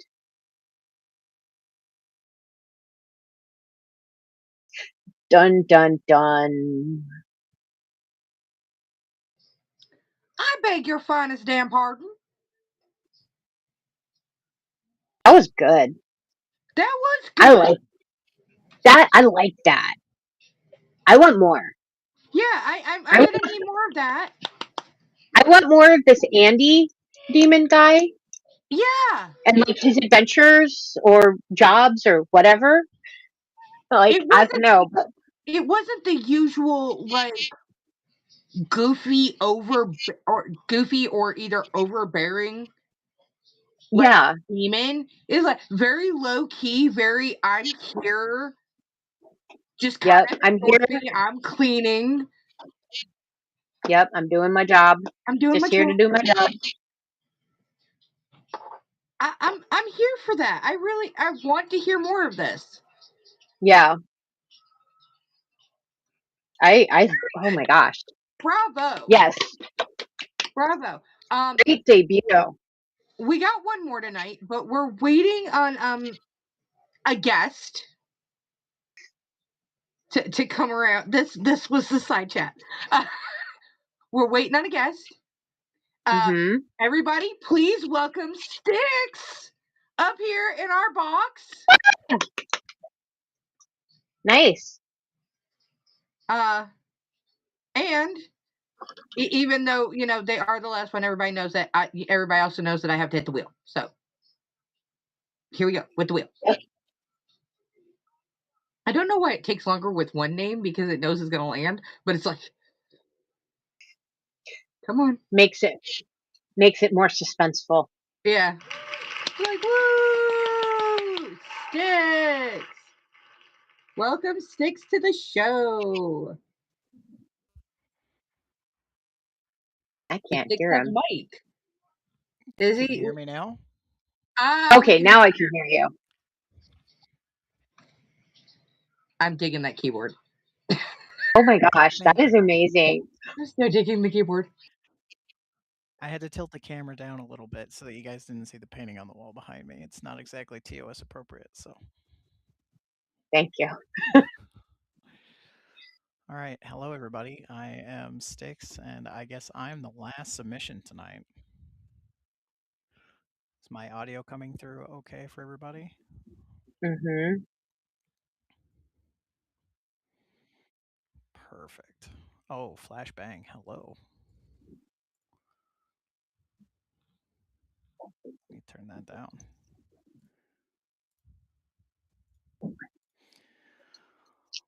All right, we'll get right into it. The wind whistled through piles of crumbling concrete and exposed rebar. Grit and ash rode the warm breeze like ripples across the cracked asphalt of the road before me. The crunch of Oscar's footsteps and the rubber butt of his walking stick, too loud for his comfort, provided a backbeat to the wind's solemn hymn. As his gaze slowly panned around him, he didn't see the ruins of Chicago. His meticulous scan noticed only the darkened gaps within the ruins, the missing manhole covers, and the choke points that hadn't been there the last time he came through. A familiar shriek in the distance forced Oscar to react. He quickly left the street and found a small, shaded alcove where his road worn duster would allow him to blend in.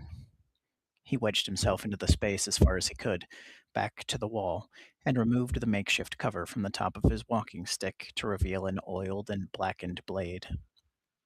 He held the spear's tip ahead of him, and as he watched the street from his hiding place, he began to hear a rhythmic squeaking sound approaching his location. He controlled his breathing, in through his nose, out through his mouth, muffled by the filthy bandana covering the lower half of his face. Adrenaline had his heart pounding so hard it felt louder than the footsteps had been moments ago. Oscar prepared himself and found his center, forcing his heartbeat to slow to the calm necessary to survive combat. The beats synced with a repetitive squeak as it grew closer. Badump. Squeak. Badump. Squeak. His muscles tensed as he prepared to lunge, spear gripped firmly in his hands. Suddenly, a shopping cart entered the narrow field of vision from his hiding spot. An old man, bearded and caked with grime, back bent under the weight of years surviving, shuffled by, pushing the cart, its contents covered by a ratty canvas tarp. Though his movements were slow, Oscar saw the man's eyes moving rapidly. They were wide, his pupils pinpricks. The whites stood out in stark relief to the dirt on the man's face. He was muttering to himself, and as he passed by, unaware, Oscar could make out the words. Daisy, Daisy, you look sweet upon the seat of a bicycle made for two.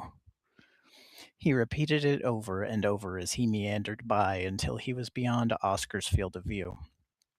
Oscar remained where he was, still alert, dread growing within him at what he knew was coming, and seconds later, his fear was validated.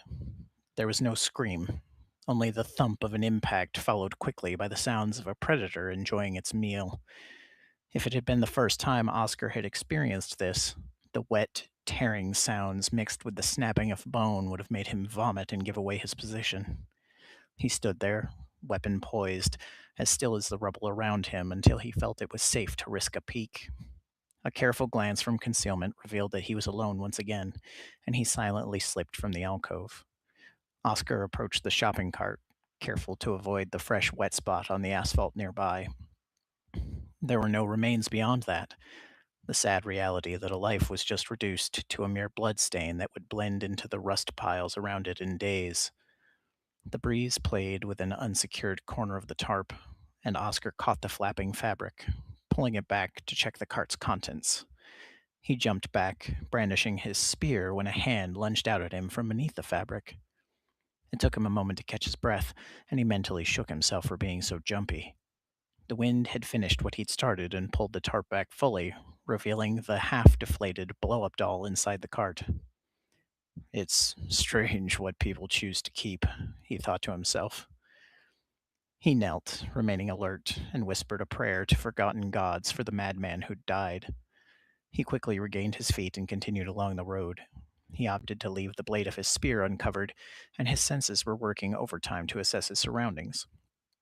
Oscar estimated he only had an hour until the sun began to set, and he needed to get to the nearest colony before then. Today was the deadline for the small load of medical supplies he'd been hired to deliver since he'd lost time in Indianapolis avoiding a bandit ambush. If not for the deadline, he would have preferred to travel overnight when it was safer, but he needed to get paid, and that meant getting the package there on time. He made good time, moving as fast as he dared while keeping noise to a minimum. He began noticing signs of life shortly before arriving at the colony. Footprints in the dirt, the streets cleared of debris. Once he'd made it past the remains of high rise buildings, he saw the colony ahead of him, exactly as he'd remembered it from his last visit. Still the dumbest base concept I've ever seen. It's a wonder they're still here, he said. The sound of falling masonry behind him forced him to spin around into a combat crouch. A brick tumbled down a pile of collapsed building, and his eyes traced its path back up to the origin. He caught a flash of shifting colors moving slowly down the pile behind the fallen brick, and he broke into a sprint down the pier. He didn't risk looking back to see if he was being followed, eyes locked ahead of him on the brick building at the end of the pier. The Navy Pier Terminal building had been converted into an outpost for the colony, and Oscar could see someone up in the tower on watch. He saw when the sentry stopped pacing and aimed a hunting rifle down towards him, hoping he wouldn't hear a shot being fired. Survivor coming in hot. On your toes. Something's got him spooked. Oscar slowed only slightly when he heard the sentry shout. If he were being chased, there would be gunshots by now, and it would have been called out to the folks at the bottom of the building. He rolled up to the barricade at a jog, coming to a stop when ordered. Oscar Nunez, courier. I have a delivery that needs to get to the main base today. What had you running down here so fast? You late or something? One of the guards asked. Thought I saw one of them in the rubble back there. First building on your left once you're off the pier. The guard relayed the information to the sentry in the tower. After a brief pause, the sentry hollered back with an all clear. Look, I know what I saw. If it didn't chase me, it's for a reason. Maybe it's waiting for easier prey or watching to learn your patterns. I don't know why, but I swear I saw it. Sure thing, errand boy. Whatever you say. Next time you want to hallucinate, maybe tell us you saw a supermodel in lingerie carrying a case of beer. At least it'll make it entertaining if you're going to waste our time. A wiry young man came jogging out of the building and waved for Oscar to follow. Oh, don't mind him. He's just pissed that he's stuck on guard duty tonight. There's a festival going on at the base later to celebrate its 20th anniversary. He's going to miss out on the drinking, so he's grumpy. I'm Rick, by the way. Ferryman Rick, not Crazy Rick. I'll get you the base with time to spare. Oscar followed the younger man onto a John boat and waited for him to start the outboard as he took a seat. Crazy Rick? Is that a real person, or were you just joking around? Oscar asked. Oh no, he's a real guy. Old timer, pushing a shopping cart around, mumbling to himself. Oscar winced and nodded. I saw him back in the city. He didn't make it. Damn, they got Crazy Rick. Did you happen to see what was in his cart? He always got really angry and chased us off when he got close to it. Yeah, it was a blow-up doll. Damn. Can you do me a favor and keep that between us? My bet was on a pile of old shoes, and the pot's pretty big now. I have no reason to spread it, and I don't plan to stick around. They remained silent for the rest of the boat ride to the base. Oscar looked ahead at the massive lake freighter that had been converted into a survivor colony. The sun was already setting, and he could see sections of the ship where festive lights had already been turned on for the night's celebration. The John boat ferry pulled up to a floating dock attached to the ship, and a rope ladder was lowered to them from the deck. Rick moored the boat to the dock and followed Oscar up the ladder before it was pulled up behind them. The package had been dropped off, the sun had set, and the festival was in full swing. The halo of colored lights blended with the live band's music, forming a warm backdrop behind Oscar. He stood alone at the prow of the ship, half empty beer in hand as he stared across the dark water of the moonless night. The breeze he'd felt earlier that day was absent now, leaving no waves to disturb the reflections of the stars. He tipped the can back to finish his beer before sighing heavily. Here's the dumb luck, I guess. Tomorrow, I'll start heading for Kansas City, stock up there, then the long leg down to Phoenix. By now, he didn't even need to pull out the old atlas he kept in his backpack. He'd been a wanderer long enough to have the travel routes, colonies, and waypoints memorized. He cocked back his arm and pitched the empty beer can over the edge of the ship. As his eyes tracked its arcing descent to the water, he saw a streak of light on the lake's surface. He quickly glanced up to look for a shooting star in the sky and was surprised to see nothing. When he looked back down at the water, the light was still there, still moving, and headed directly for the ship. The light blue glow was soon joined by another, then more, until he lost count of the streaks rapidly approaching. As they grew closer, he could see the water forming a smooth meniscus as the light sped just below the water's surface, not quite breaching. His heart rate spiked as he spun away from the railing and ran back down to the main deck, where everyone was gathered to celebrate. In full fight or flight mode, he began crashing through the crowd, shouting a warning that they were under attack as he pushed his way to the rope ladder. Horse shit, we ain't never been attacked out here. That's why we're celebrating, asshole. Somebody can't hold their liquor. Oscar barely registered the verbal barbs as he kicked the ladder over the edge and began to climb down. He was only 3 handholds down when someone joined him. He looked up and saw dark hair haloed by the colored lights, then refocused on the task at hand. Halfway down the ladder came the first impact, and Oscar glanced up again, fearing the ladder would snap off. Screams rent the night, and he saw a body careen off the ship above him. His left hand gripped the ladder for all he was worth as he extended his right hand to the darkness. Whether by fate or luck, he caught the falling person on his arm and they latched onto him immediately. Oscar let out a cry as he felt his left shoulder pull out of the socket when gravity caught up to his stupidity.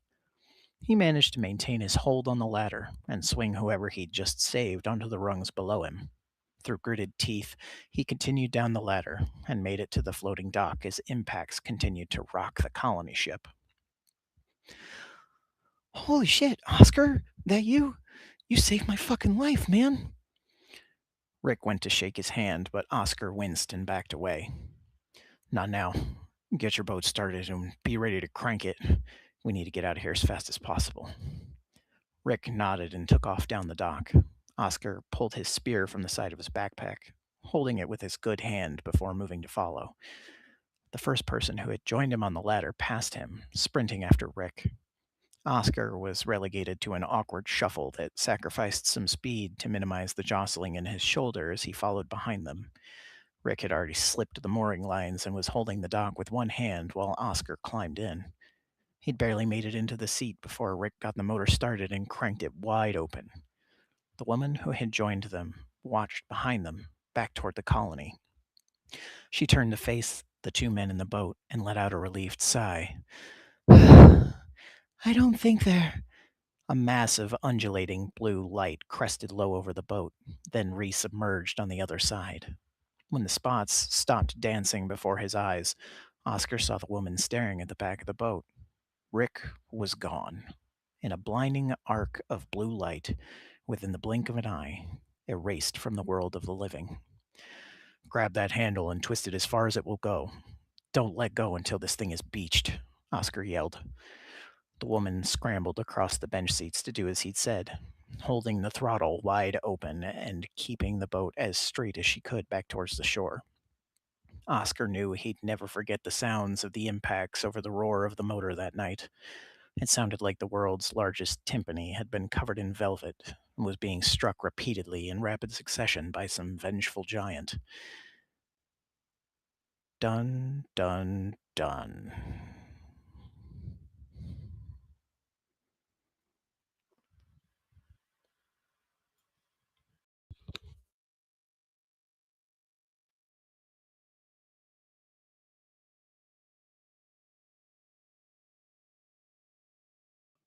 Damn. I mean, you had me laughing there for a minute. But damn. So do we have like a I am one situation going down here?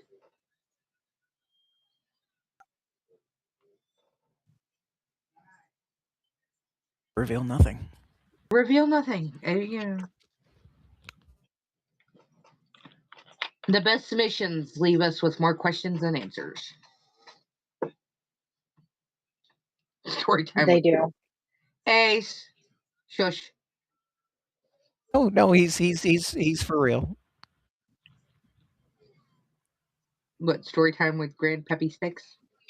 Yes, I'm known as the old man in many communities, and there is a channel point redeemed to get a lifetime a life story from me. Yes. Okay.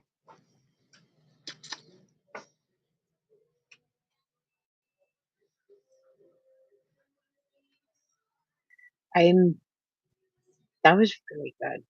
Yeah, I Am Legend. Yeah. It's got some I Am Legend vibes. It's got also it's got a little bit of divergence.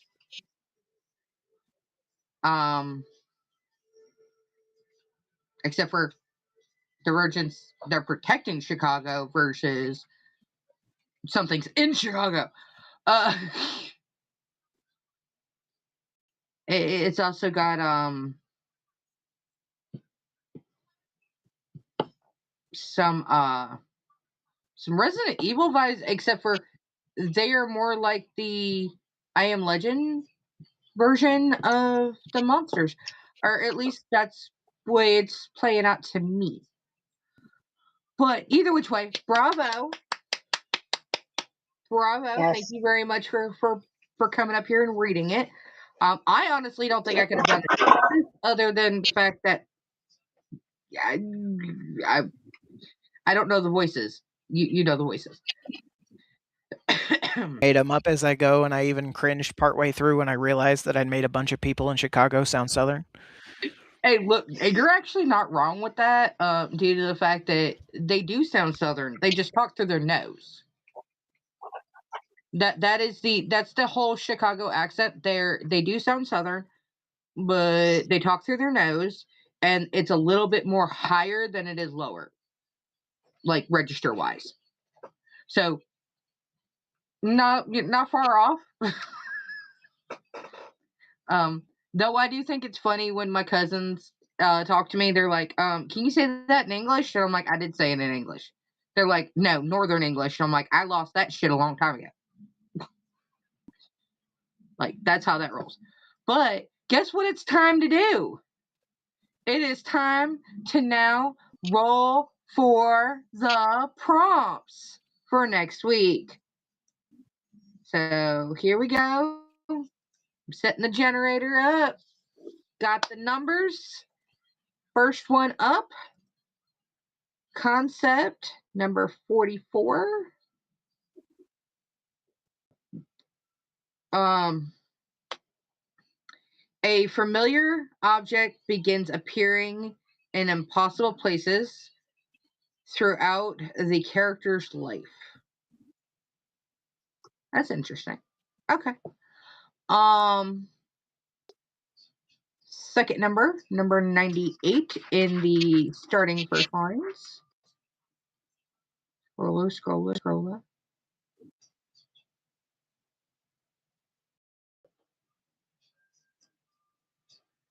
Uh,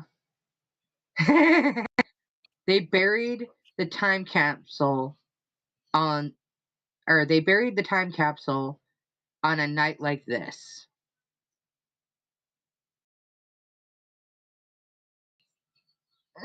That's not going to necessarily work with my story, but could be working with one of y'all's.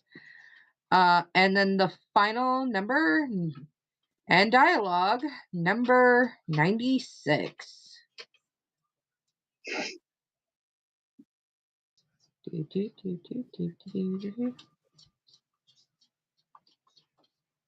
Okay.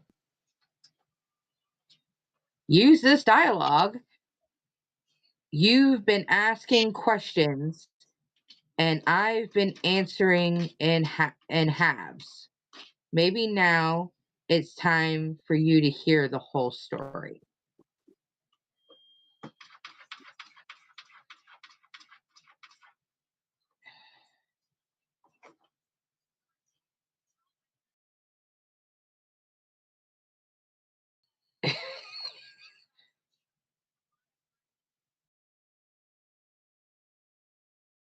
All right. Of course. What? I'm sorry.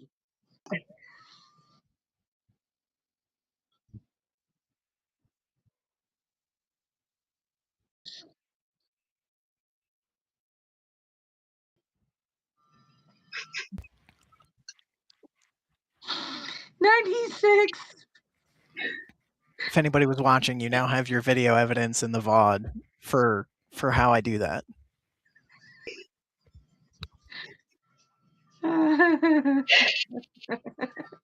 Okay. I gotta create the freaking poll. Hold on. But I got it. Okay. Okay.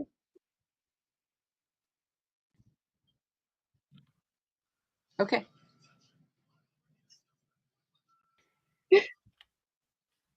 Izzy's got us covered.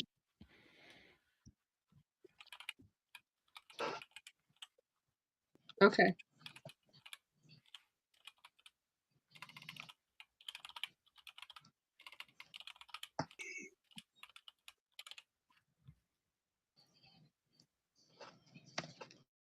Pull up. Okay. Yes, Luna. I think we've now confirmed this.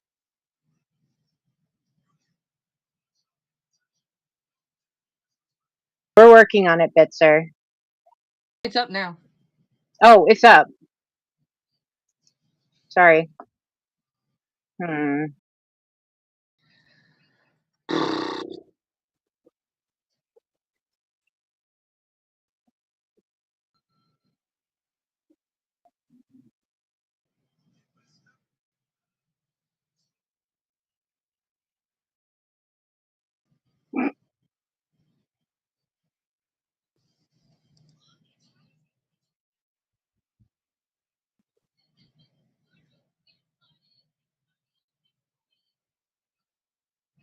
Leg.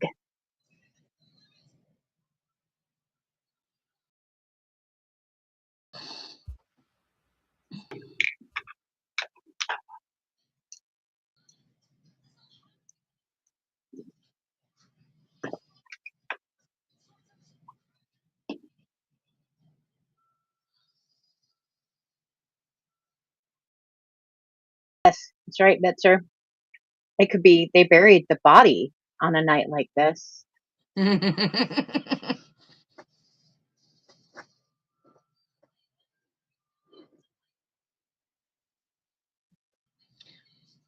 mean, Isn't there's a lot of things just a anthropologists can tell from little bodies. pea in it?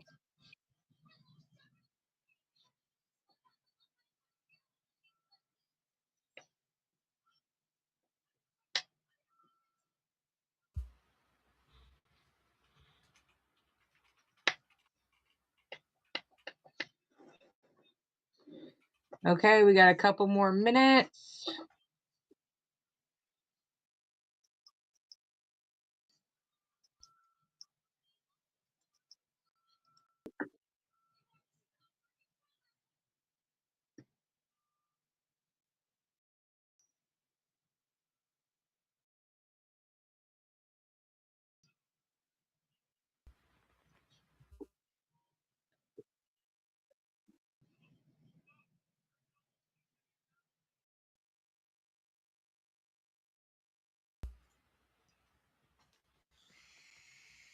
I did.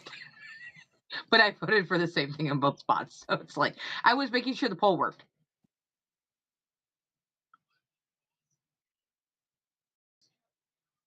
That's my story, and I'm sticking to it too.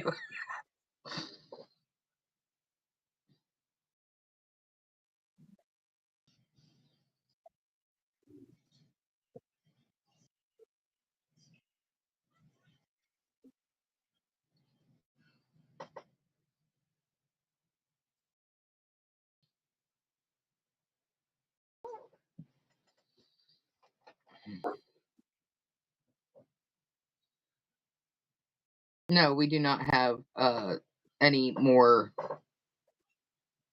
We just have the one concept, the one opening line, and the one dialogue.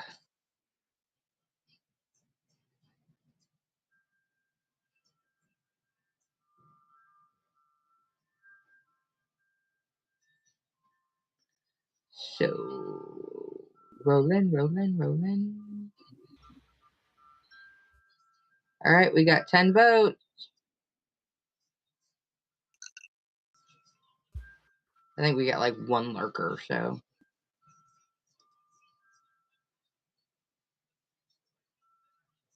Yeah. You seem to always have some lurkers, so. Well, EJ's in here, but he's also live, so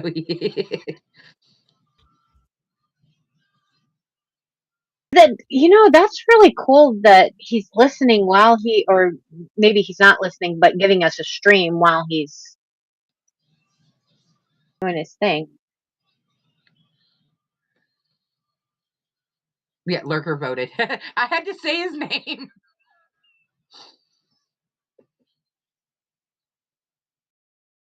Okay, 11 votes, 11 people. We're good to go.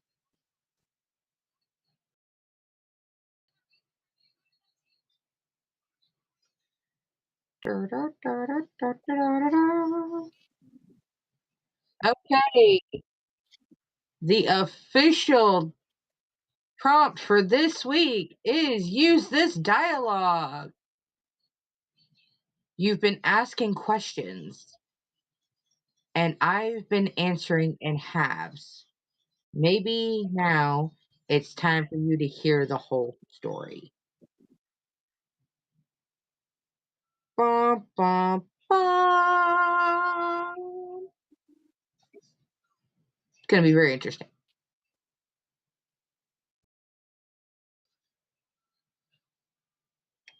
We had an amazing show tonight. Come back tomorrow. we still got 4 for tomorrow.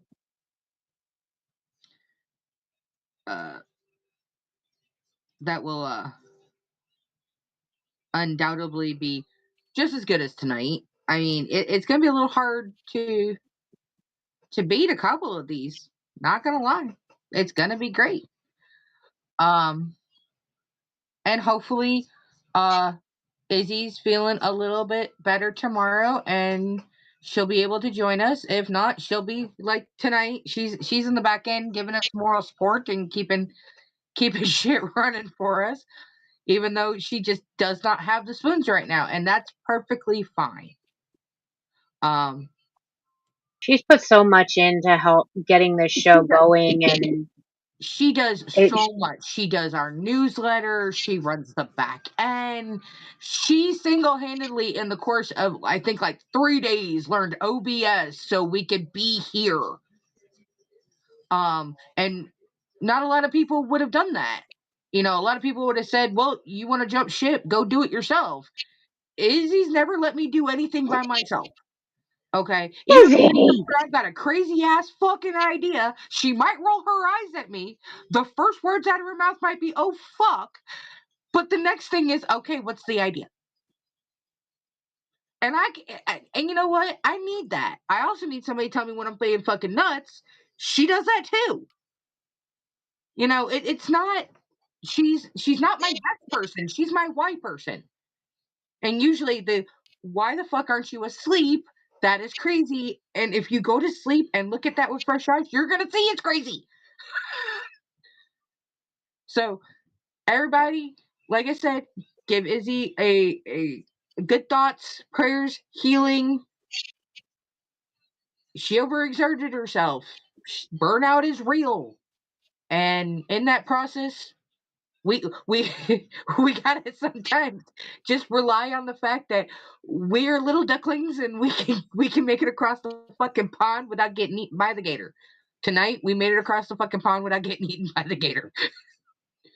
I say that after Stick's story. Just let that marinate. So you guys can't see Izzy's face. I can. She's cracking up at me right now. She can't even do it. All right, everybody.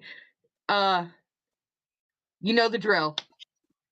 In the side, you will see where you can sign up for our newsletter. If you're not signed up, why the fuck not?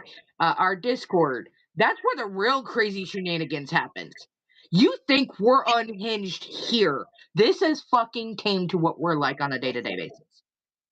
So this is where we're at. Sign up for the Discord. Sign up for the newsletter. And you know what? Bring your asses back here tomorrow for Galentine's Day, might I add. And come listen to the last 4 stories of this weekend. Otherwise, if you've got plans, go do the damn plans. We'll be here next week. We're here every freaking week, except for weekends that we happen to have events. And even then, we're still trying to figure out how to be here. But either which way, have a great weekend. I hope you had an amazing Valentine's Day. And if this is the only time you're going to freaking hear it, happy Valentine's Day. I'm glad you made it another fucking year here. Okay? Because I know Valentine's Day is rough for everybody. Whether you don't have anybody, you want to have somebody, or you can't stand the Valentine you have. Either which way, we're happy you're here. What sticks with fight? Asshole. Don't add, don't subtract. I did. Don't multiply or divide it.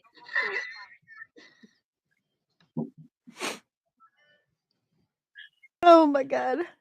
There, y'all have proof of life. I'm still here.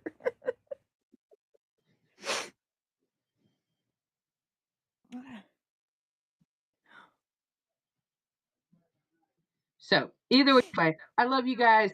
We'll see you back here tomorrow. Same bat time, same bat channel. Bye!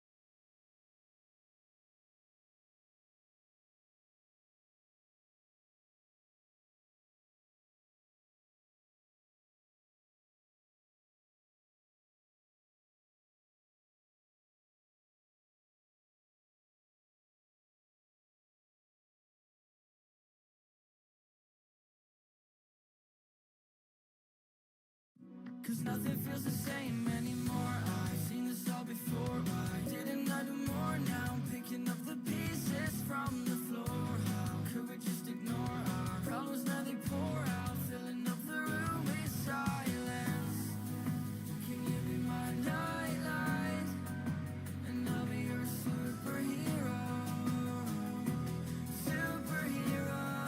Can I be your superhero? I'm sorry if it's taking me a while. I'm trying to figure out who I am. The city lights are keeping me up at night, so I don't even bother going to bed. I'm tired of wasting away my time. I would give up everything to be near you. Oh, I miss the days when you were mine, but I can be your superhero.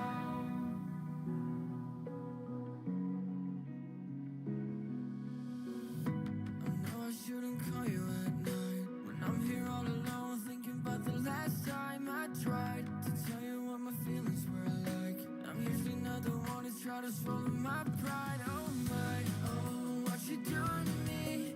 Ice cold veins when you cut me deep, I'll bleed out. I feel like I'm losing it. Oh, why is it so hard for me to breathe now? Can you be my nightlight? And I'll be your superhero. Superhero. Can I be your superhero? I'm sorry if it's